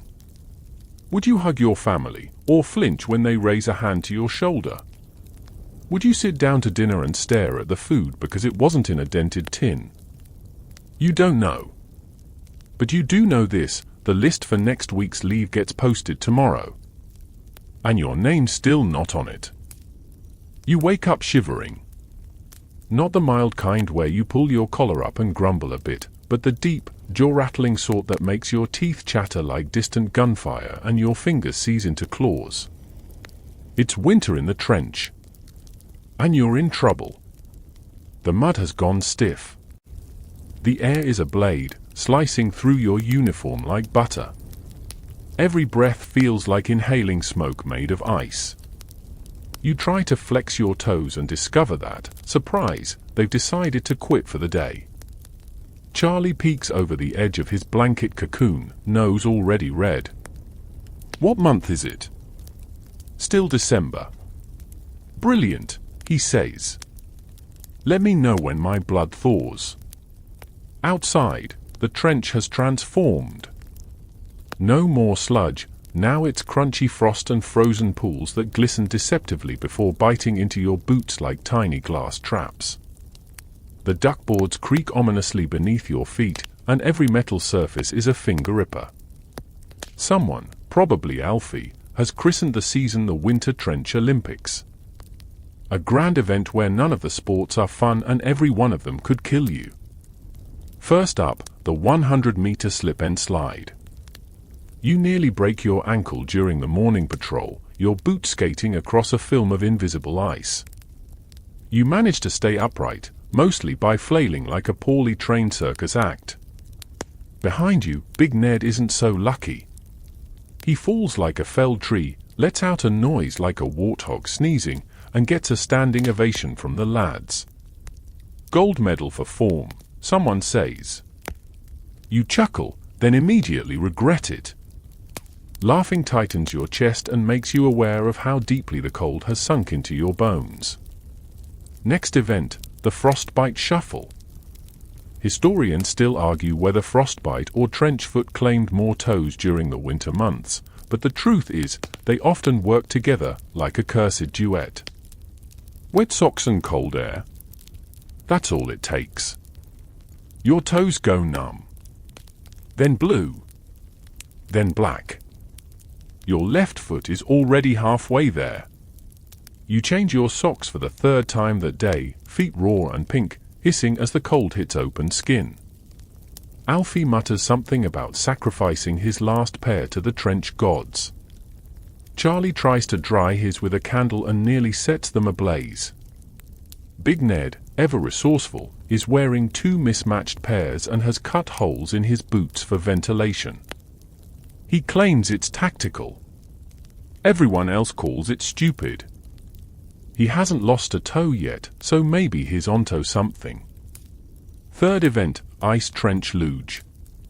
This involves sliding down a crater you didn't notice until it swallowed your leg. You land flat on your back, a wet thud followed by an explosion of breath and indignity. Your rifle follows you down and smacks your side. Charlie appears above the hole, smirking. Didn't know we were rehearsing for the ballet. Go away, you groan. He offers a hand and nearly slides in after you. Now it's a duet. At night, the cold changes shape. It creeps. You lie in your funk hole wrapped in every scrap of cloth you own. Your breath steams in the dark. You can't sleep, not really. You just drift in and out of something that feels like dreaming underwater. You wake up convinced your hands are gone. Just stumps. It takes a full minute before the tingling starts, the agonizing return of sensation like 1,000 wasps playing knucklebones inside your fingers. Your quirky tidbit for today? Some soldiers used to smear whale fat or goose grease over their skin as insulation. One genius tried to use lard as a foot salve and ended up being followed around by a pack of very determined trench rats. Then there's the issue of keeping anything dry. Your blanket? Damp. Your uniform? Cold and stiff. Your letters from home? Curled and brittle, the ink bleeding like wounded words. The cook tries to keep morale up by serving warm stew, read, lukewarm sludge with floating bits of what might be meat. Maybe. You eat it anyway. It's better than cold biscuit. Big Ned organizes a snowball fight one afternoon, says it's to keep circulation going. Within minutes, it turns into a chaotic melee of flying ice clumps, shouted insults, and one unfortunate lad who takes a snowball to the ear and yells like he's been shot. It's the most fun you've had in weeks. Until the shelling starts again. Winter doesn't pause for war. And war doesn't pause for weather. You return to your post soaked, cold, and shivering harder than before. You whisper a quiet prayer to the sky, even though you're not sure anyone's listening. Maybe just the wind. By the time you get back to your funk hole, your teeth are chattering in Morse code. Charlie slides in beside you, holding a tin of something hot and mildly edible. New event, he says. See who can fall asleep without losing a toe. Prize? He shrugs. A toe. You both laugh, softly, because it hurts too much to go loud. You sip the tin, let the warmth spread through your hands, your chest. Just enough to remember you're alive. The trench is quiet for once. No shells. No whistles. Just breath and cold and the distant sound of someone softly singing a carol. A shaky voice. Maybe wrong notes. Doesn't matter. And for a second, the frost seems a little less cruel. There's a smell in the trench today that doesn't belong. Which is saying something. You've grown used to the perfume of war, mud, oil, mildew, feet, unwashed bodies, spoiled meat, and the sharp metallic tang of blood. It's an orchestra of rot, and you've learned to tune it out. But this is new. Sweet.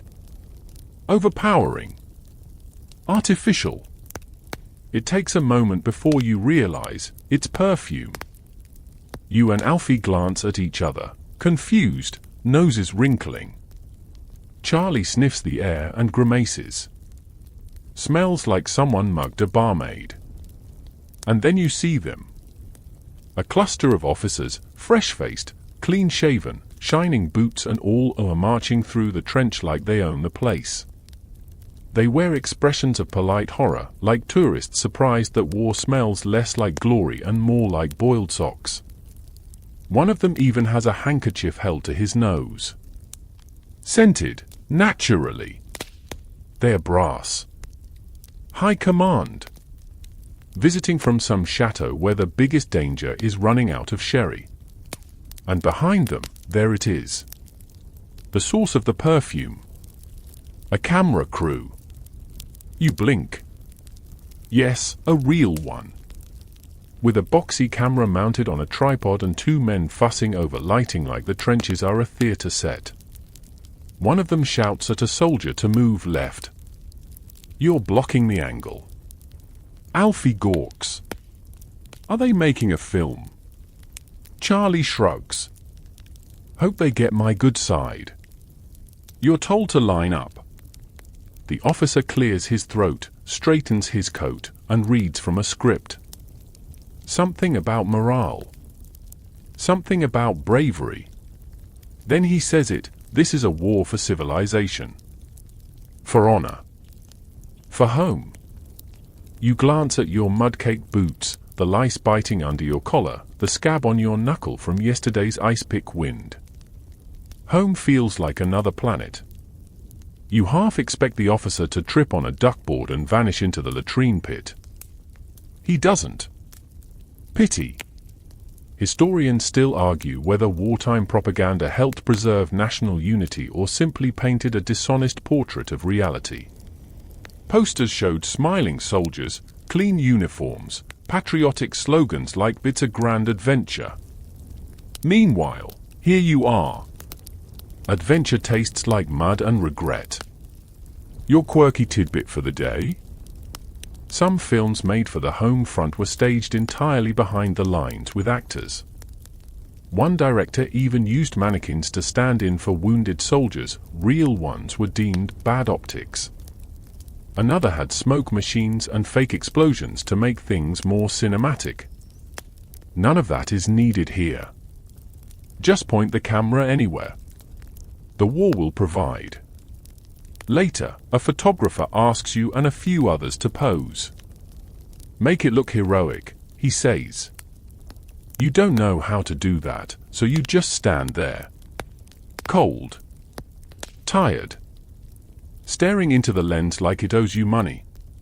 The resulting photo probably ends up in a newspaper, under a caption like "Our brave boys at the front." Back in the dugout, you all collapse in a pile of sarcastic laughter. They should have filmed the rats wrestling over my socks, Alfie says.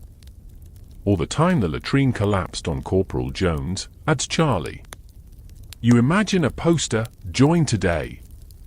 Free trench foot and unexpected baths in human waste. The jokes help. They always do.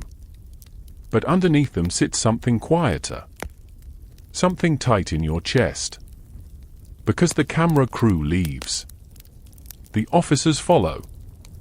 And none of them stay for the shelling that begins 20 minutes later.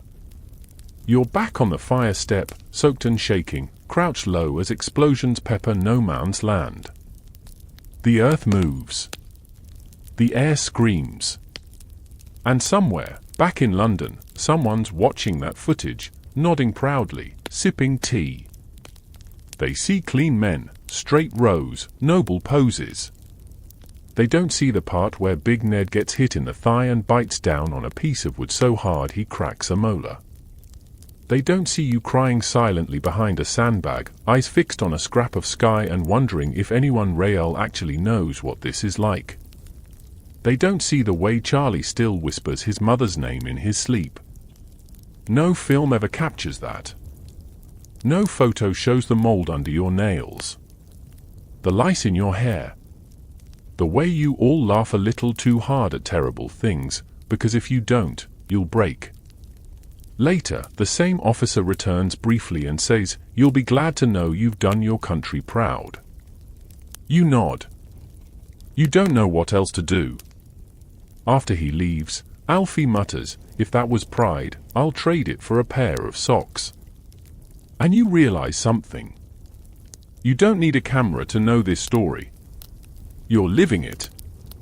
And no matter how it's dressed up for the folks back home, with music, narration, and gallant speeches, none of it will ever smell like this.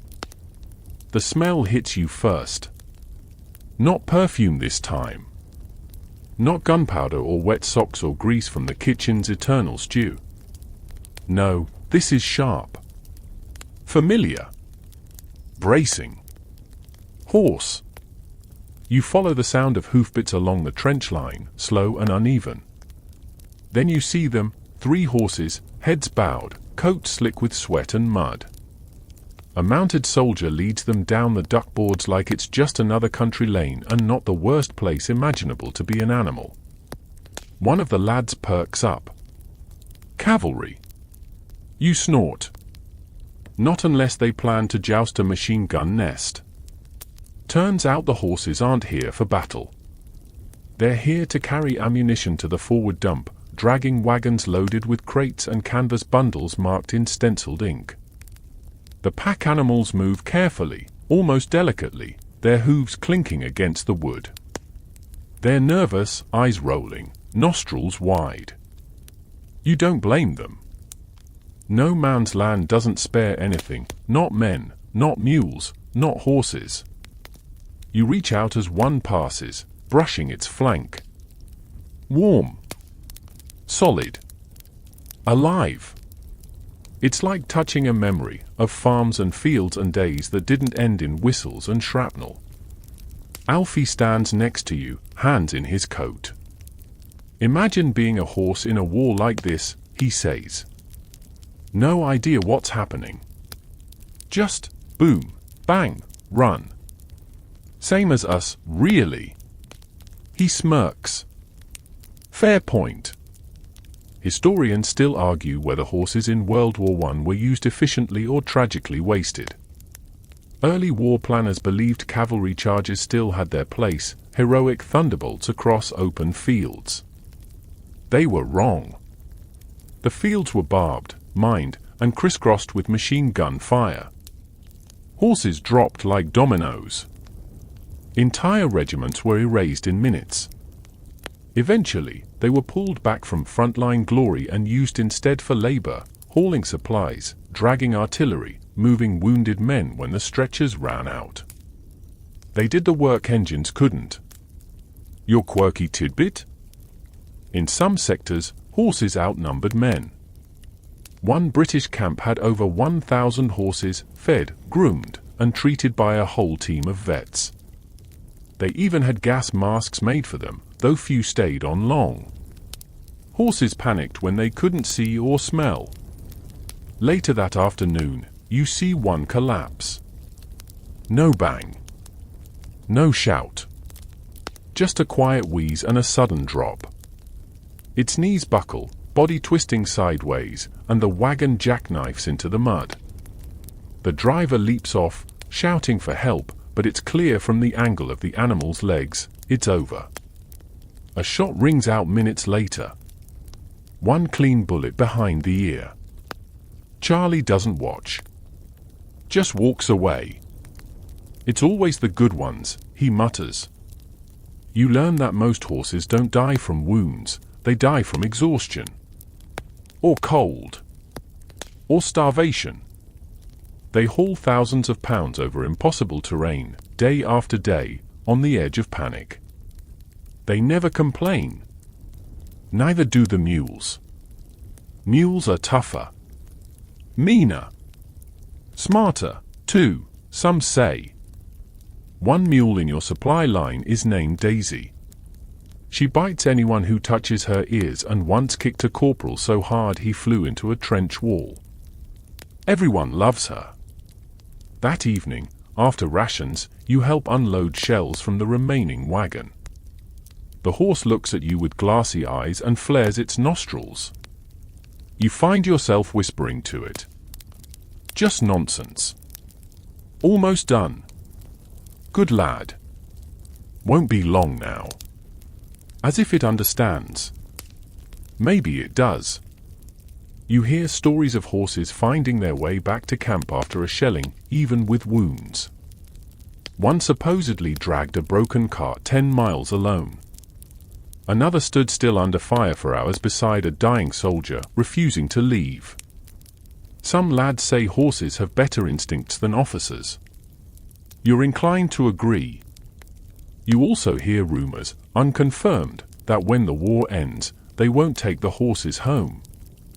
Too many. Too expensive. Disease risk. Most will be sold to local farmers or butchers. You don't want to believe it. But this war has taught you nothing is too cruel to be true. That night, you dream of hooves pounding through the mud, kicking up water and blood and bits of letters never sent. You wake to the sound of whinnying. Real or imagined, you can't say. In the morning, you find a small horseshoe beside the fire step. Old, rusted, worn. You pocket it. Not for luck. You've stopped believing in that. Just because something should be remembered. The mud is humming. Not literally, of course. That would be madness. Then again, everything hums in this place eventually. Boots, wires, your own skull. When the trench is quiet, and the shells stop falling, and the wind holds its breath, the world buzzes softly, like it's vibrating under your skin. Tonight is one of those rare, still nights. No gunfire. No shouted orders. Just the faint crackle of frost and the distant cough of some poor soul trying to sleep with a lungful of trench dust. Charlie sits beside you, his back against the sandbags. Ever wonder if they're listening? You raise an eyebrow. Who? He taps the wall behind him. Them. Fritz. Over there. You think they're doing the same? Sitting quiet. Thinking about us. Wondering what we're like. You don't have an answer. So you just listen. And maybe he's right. Because tonight, you can hear them. A faint tune. Carried across no man's land on the thinnest thread of sound. A harmonica, or maybe a mouth organ. Wavering, but there. Someone playing something mournful. Slow. You will stop what you're doing. Alfie even lowers his mess tin. Big Ned looks up from a letter. The tune floats above the wire, through the cold, over the corpse-littered strip of earth between you. It's not English. Not anything you know. But it's human. For a moment, the war stutters.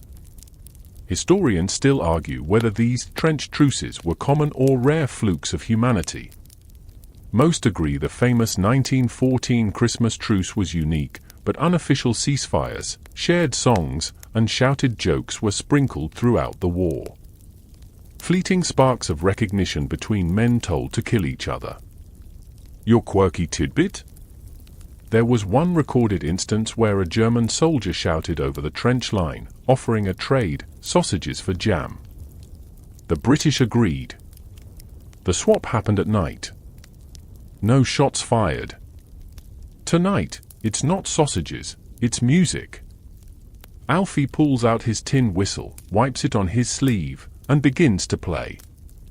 tentatively at first, then louder. It's not the same tune, but it echoes back. The melody bounces between the lines, twining like ivy over barbed wire. Someone claps on their side, and someone answers on yours. No one shouts. No one shoots. The officers aren't here. Just men. Cold, tired, waiting for a dawn they may not survive. Charlie stands and calls into the darkness, "You lot out of biscuits, too." A pause. Then, in heavily accented English, comes a voice, "Yes." And patience. Laughter ripples down the line, soft, unsure, but real. And it's strange. This moment of not being enemies. You start to imagine the face behind that voice. Young, probably. Wearing the same mud. Breathing the same filth. You wonder if he has a sister. You wonder if he misses warm socks, too. And then, as quickly as it came, it's gone. A sharp bark from a German officer. Muffled, but firm. The music stops. So does the laughter. A minute later, a single flare bursts in the sky. White. Blinding. It fizzles down in silence. Everyone ducks. Back to normal. Back to war. Still, you all stay quiet for a long time.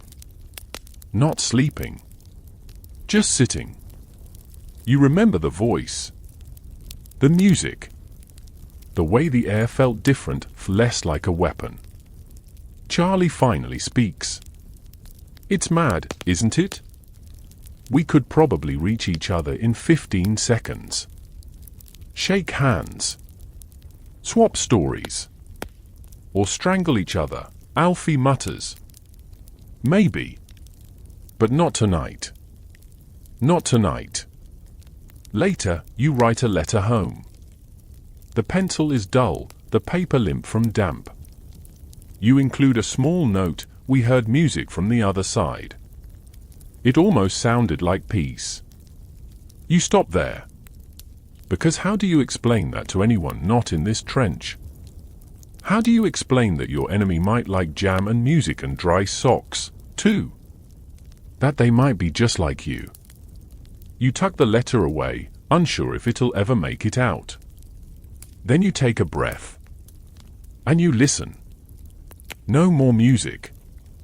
No more voices. But the silence still hums. And in that hum, something fragile remains. The trench isn't as loud today, but that's worse. Because silence, here, never means peace. It means they're planning something. You feel it in the way the crows hover restlessly over no man's land. In the way the air tastes heavier, like gunmetal and caution. Even the rats are uneasy, skittering with more purpose than usual, as if they know they'll be needed soon. The sergeant confirms it just after breakfast. Intelligence says Fritz is gearing up for a push. Great. Nothing wakes you up faster than the words enemy offensive. By noon, the trench transforms. Sandbags are reinforced, rifles are cleaned with frantic fingers, extra grenades are laid out like grim party favors. Everyone knows the routine. It's like preparing your home for a storm, except the storm has a face and a uniform and way too many bullets. Charlie strings extra rounds across his chest. Alfie sharpens his bayonet on the edge of a biscuit tin. Big Ned digs out an old German helmet someone gave him as a joke and puts it on like it's lucky. You? You check your funk hole twice, then sit on the fire step and wait. Because that's the worst part. The waiting. You check your watch, stopped, then your boots, damp, then your hands, shaking. You try to remember if you wrote a letter yesterday or just thought about it. A shell screams overhead, friendly this time, part of the preemptive barrage. It lands with a distant rumble that sounds like a door slamming on the world. They'll come at dawn, someone says. Or dusk. Or now. Historians still debate whether trench offensives followed predictable patterns or thrived on surprise. Sometimes they came with whistles and flares. Other times, you barely had time to stand before the world tore open. Your quirky tidbit for today? Some officers used pigeons to coordinate defense positions during attacks. One pigeon, Cher Amy, famously delivered a message that saved an entire battalion, despite being shot, blinded in one eye, and missing a leg. You won't be that lucky. The rest of the afternoon drags on like a stubborn cough. The clouds hang heavy and low, as if even the sky is ducking for cover. Someone mutters that this is it. The big push. The one the generals have been waiting for. You think about your kit. About what's in your pockets. Your photo. Your stub of pencil. The folded paper where you wrote just in case but never finished the sentence. Evening falls. You eat something that might have once been stew. No one talks much. Every sound, every clink, shuffle, and cough feels magnified. It's like the trench itself is holding its breath. And then you hear it. The low, dull thud of boots. Faint, but steady. Coming from the other side. Then flares. Green ones, rising fast into the sky, bathing no man's land in a sickly, ghost-like glow. You scramble to your position. Rifles up. Bayonets fixed. Eyes wide. There's a second of nothing. Then everything. The roar hits like thunder. Machine guns spit arcs of fire across the front. Explosions bloom from craters, throwing up walls of mud and bone. Screams. Whistles. The crack of rifles, the snap of flares, the awful, ripping cough of someone dying too fast. They're coming. You see them through the haze, figures in grey, pouring over the top, spilling into the field like a swarm of furious shadows. You fire. Not because you aim. Not because you want to. But because your hands remember what your brain has forgotten. Everything's muscle memory now. Duck. Fire. Reload. Repeat. Charlie shouts something beside you. You don't hear the words, only the fear in them. Alfie's crouched low, eyes wild, lips moving in silent prayer. Big Ned fires until the barrel glows, then grabs another rifle from a fallen mate and keeps going. It's chaos. Worse than any shelling. Worse than gas. Because this is personal. They're here. One breaches the parapet. Young. Eyes wide. He raises his weapon, and for half a second, you lock eyes. You don't know his name. You don't know if he speaks English. All you know is you're faster. He drops. You don't have time to think about it. Another follows. Then another. You're drowning in it, noise, blood, heat. Someone screams for ammo. Someone else screams for their mother. You keep firing until the rifle jams. Then the bayonet. Close combat is like a fever dream. Faces inches away. Hands grabbing. You stab. You punch. You survive by sheer, savage instinct. Somewhere, a whistle blows. A retreat. Their side? Yours? Doesn't matter. They fall back. You hold the line. Barely. And then, quiet. Not silence. Never silence. But the relative hush of survival. You slump against the wall, panting, your uniform soaked with sweat and other things you don't want to identify. Your arms ache. Your face is scratched. Your boots are full of someone else's blood. Alfie stares at the ground, unmoving. Charlie's whispering again. Same name as always. Big Ned is slumped on the step, holding his leg. You don't feel lucky. You just feel we're here. The trench didn't fall. But something inside you might have. The morning after an assault is never quiet. It pretends to be. There's no shellfire. No shouts. Just the slow, sludgy hum of men waking to what they did, or what they lost, last night. You feel it before you even open your eyes. The weight. Not just in your limbs, but in your chest, in your breath. Your hands are still shaking, even in sleep. They remember everything your brain wants to forget. You sit up slowly. Your uniform is stiff with dried muck and blood. Your bayonet lies beside you, dirty and dull. You stare at it for a long time. You used it. You had to. But that doesn't mean you know how to look at it now. Alfie is awake, sitting cross-legged, gently cleaning his boots. They didn't fit right yesterday, he says, eyes distant. I thought I'd be tripping over my own corpse. You offer a half laugh, but it dies somewhere behind your teeth. Big Ned is still unconscious. A medic wrapped his leg sometime during the night. The bandage is brown now, stained through. You're afraid to ask if he'll keep the leg. Or if he'll keep breathing. Charlie hasn't spoken since the charge ended.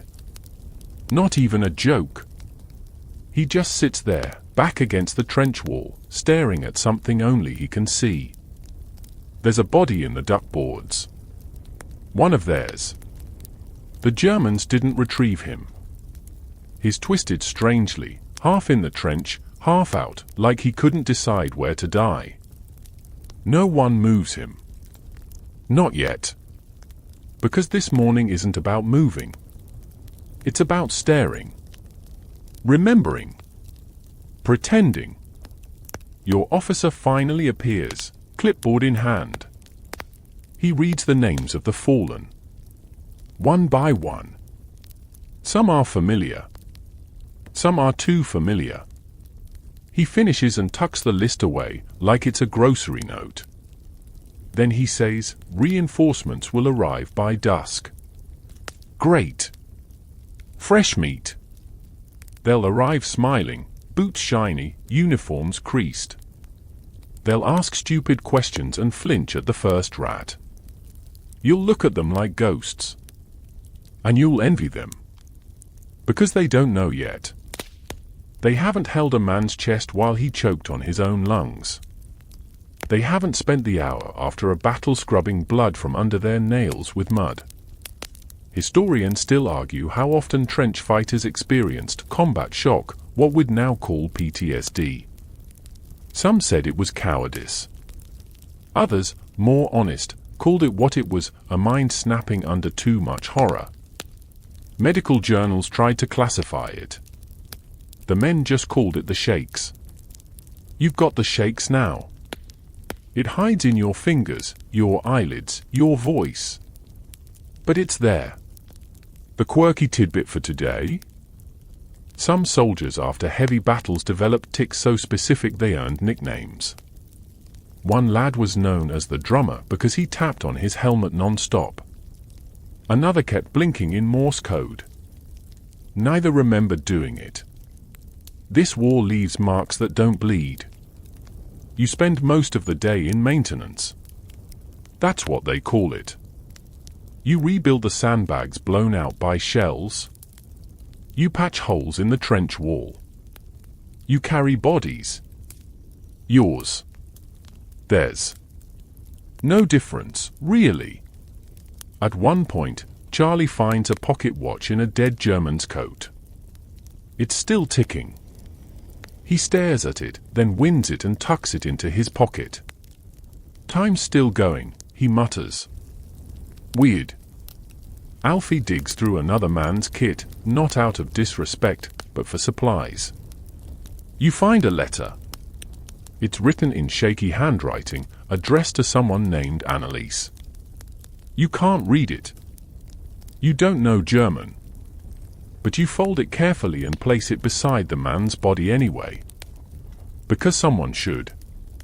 When the sun starts to set, the reinforcements arrive, 5 new lads, one barely old enough to shave. They look around with wide eyes. One smiles at you. You don't smile back. Instead, you say, "Don't sleep near the duckboards." Rats! It's the kindest thing you can think of. That night, you sit with Alfie and Charlie and Big Ned, still breathing, thank God. You share a tin of tea and a half-broken biscuit. No jokes. No stories. Just sips. And silence. Because today wasn't a battle. Today was an echo. And tomorrow? Tomorrow might be another scream. You've never been this dirty in your life. Not just your clothes, though your uniform is more mud than fabric by now, but your skin. Your nails are black. Your neck's a paste of grime and sweat. Your hair crunches when you move it. There's something nesting in your left boot, and you've decided not to investigate. The trench has turned personal. It's not just a place anymore. It's inside you. Under your skin. In your lungs. Every breath tastes like wet pennies and rot. Every blink feels like your eyelids are carrying sandbags. You've stopped trying to clean yourself. There's no point. Someone once joked that trench grime is a badge of honor. If that's true, you're a decorated general. Alfie sniffs his armpit and recoils like he's been pepper sprayed. That's it. I'm officially a new species. Charlie shrugs. Evolution is a scam. You don't even bother replying. You're too focused on your armpit rash, which now has its own zip code. It itches like it's developing independence. Hygiene here isn't a thing. It's a rumor. Something passed down in myths. You've gone nearly a month without a proper wash. Your teeth feel fuzzy. Your breath could kill small plants. You once used a sock to wipe your face and discovered it had been previously used for something unspeakable. You cried a little. Still, the medics keep insisting hygiene is vital to morale. Vital to survival, actually. Historians still argue whether trench hygiene practices were effective or merely performative. They tried disinfectant powders, foot inspections, strict shaving routines, but the mud always won. Germs loved the trenches more than the soldiers did. Your quirky tidbit? Some men used their helmets as makeshift bathtubs. Strip down, pour in boiled water, and crouch awkwardly like a miserable crab. One bloke claimed he got clean by chasing a chicken through the trench and sweating off a week's filth. Today, though, something magical happens. Word spreads, there's a bath line open. Bath line. Like it's a thing you can just go to, like a coffee shop or bakery. A sergeant confirms it. Mobile delousing unit just set up. About a mile back. Limited slots. You've never moved faster. Within the hour, you and half your platoon are walking in a sad, muddy parade toward the promise of hot water and less lice. You carry nothing but a towel, your hope, and a suspiciously stiff bar of soap that smells like industrial sadness. The mobile bath unit is a converted horse trailer. Outside, there's a wooden tent. Inside, 3 giant metal vats, boiling away over roaring fires. Men line up in towels, faces blank with exhaustion, waiting their turn like pilgrims at a shrine. Charlie looks around. This feels illegal. Alfie mutters, feels romantic. The process is simple. strip, cue, dunk. You watch as the first man steps into the tub, sinks with a sigh, and re-emerges looking mildly human. When your turn comes, you hesitate. Not from modesty, but from disbelief. You step into the tub, and for the first time in weeks, you feel warmth seep into your bones. You scrub. You scrub like a man possessed. Layers of war peel off in greasy streaks. You wash your hair twice. You scrape your arms. You even get between your toes, where horrors have been quietly multiplying like evil fungi. Charlie, in the next tub, grins. I think I just found a third ear. Alfie swirls a loofah around dramatically. I'm gonna start charging for hugs after this. You finish with a rinse that could revive the dead. You dry off, blinking in disbelief. You feel human. Sort of. Then comes the reality: your clean body has to return to your unclean uniform. You hold it up. It sags in your hands like a wet dog. The socks are stiff. The undershirt smells like a dare. You sigh and pull everything back on, praying the lice don't recognize you. Back at the trench, the difference is immediate. Charlie hums a tune. Alfie offers someone a handshake. You smile for no reason. But by morning, the magic fades. The mud returns. The sweat creeps in. The trench takes back what it loaned. And once again, you're part of the dirt. But now you know, cleanliness is not a state, it's a memory. And out here, memories are what keep you from disappearing completely. You wake up to quiet. Not the uneasy hush before a shelling. Not the exhausted lull after night patrol. This is different. Lighter. Fragile. The wind rustles over the parapet, carrying no warnings. No smoke. No sharp tang of gunpowder. You sit up, blinking in the cold light of morning. Then you hear it, a cheer. From down the line. Distant at first, thin and disbelieving. Then another. Then a roar, ragged and real. You scramble up beside Alfie, who's already halfway out of the funk hole, hair a bird's nest of mud and tension. What is it? You croak. He stares toward the horizon like he's forgotten how eyes work. It's over. The word drops between you like a stone into a still pond. Over?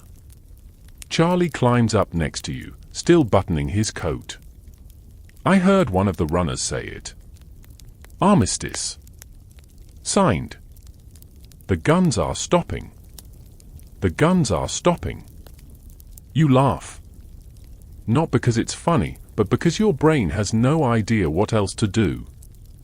And then, right on cue, the shelling does not begin. No whistle.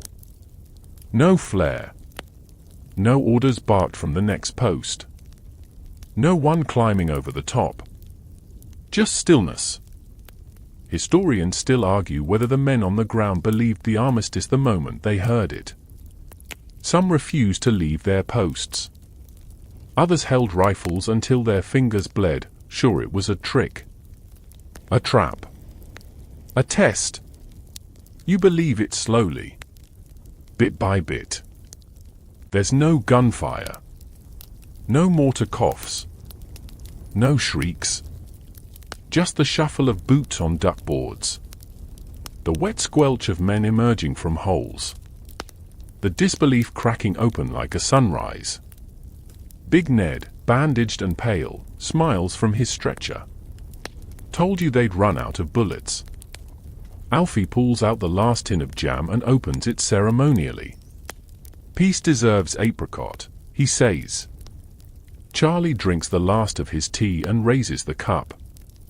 To not dying. Yet. It doesn't feel like a victory. Not exactly. It feels like it's an ending. But not one you're ready for. you stand on the fire step and look across no man's land. It's still. Mist drapes the shell holes like mourning cloth. Birds fly across it, bold and oblivious. You wonder if the Germans are standing on their step too, watching you, unsure what to do with their hands. A runner comes with official word, 11 a.m. It's done. You check your watch, which still doesn't work. So you count heartbeats. And when the moment comes, it's nothing like you expected. No fanfare. No music. Just a collective breath held too long and finally exhaled. Your quirky tidbit? Some units continued firing right up until the last minute. One Canadian soldier was shot at 10:58 a.m. and died at 10:59. Others laid down their rifles and simply sat down, unsure how to stop being soldiers. You sit too. Because after all of this, what else can you do? You take off your helmet. Not because it's safe now, but because you want to feel something real on your skin. Cold air. Sky. Peace, maybe. Charlie takes out the photo he's carried in his coat all year. His sister. He looks at it like it's a stranger he's trying to remember. Alfie hums a tune. Quiet. Broken. But no one tells him to stop. You think about writing a letter home. How would you even begin? Hey. I made it. You didn't think you would. Not when the lice chewed through your shirt. Not when you bayoneted a man and couldn't stop shaking. Not when the gas burned your throat and you crawled face first into someone else's vomit just to breathe. But somehow, you did. Somehow, you're still here. You wonder if you'll stay you. Or if the trench took something you won't notice until years from now, when someone slams a door or when you step in a puddle that smells just a bit too familiar. You wonder if you'll hear the silence again. If you'll wake up one morning, decades later, with dirt still under your nails. It's over. The war is over. But the trench? The trench is a part of you now. Forever. The trench fades now. The sounds soften, no more rifles, no more shouts, no more distant artillery hum. Just your breath, slow and steady, floating gently above the mud. You're not cold anymore. Your coat is gone. Your boots are dry. The dirt loosens its grip on your shoulders and lets you stretch your spine again, uncoiling from months of crouching and waiting. You feel the warmth of a sun that doesn't burn, just rests its golden hand lightly on your back. There are no orders. No whistles. Just silence, and not the sharp silence of fear, but the deep, open hush of something finished. Something survived. Let your body relax now, muscles softened from tension, thoughts quieting like the last echoes in a long tunnel. You can put the rifle down. You can take off the helmet. You can stop running. The trench doesn't need you anymore. And for the first time, you don't need it either. So let your eyes close. Let the sounds grow distant like fading thunder across far hills. Let the war fall away, piece by piece, into the stillness of sleep. You're home now. You're safe. And you made it through. Sweet dreams.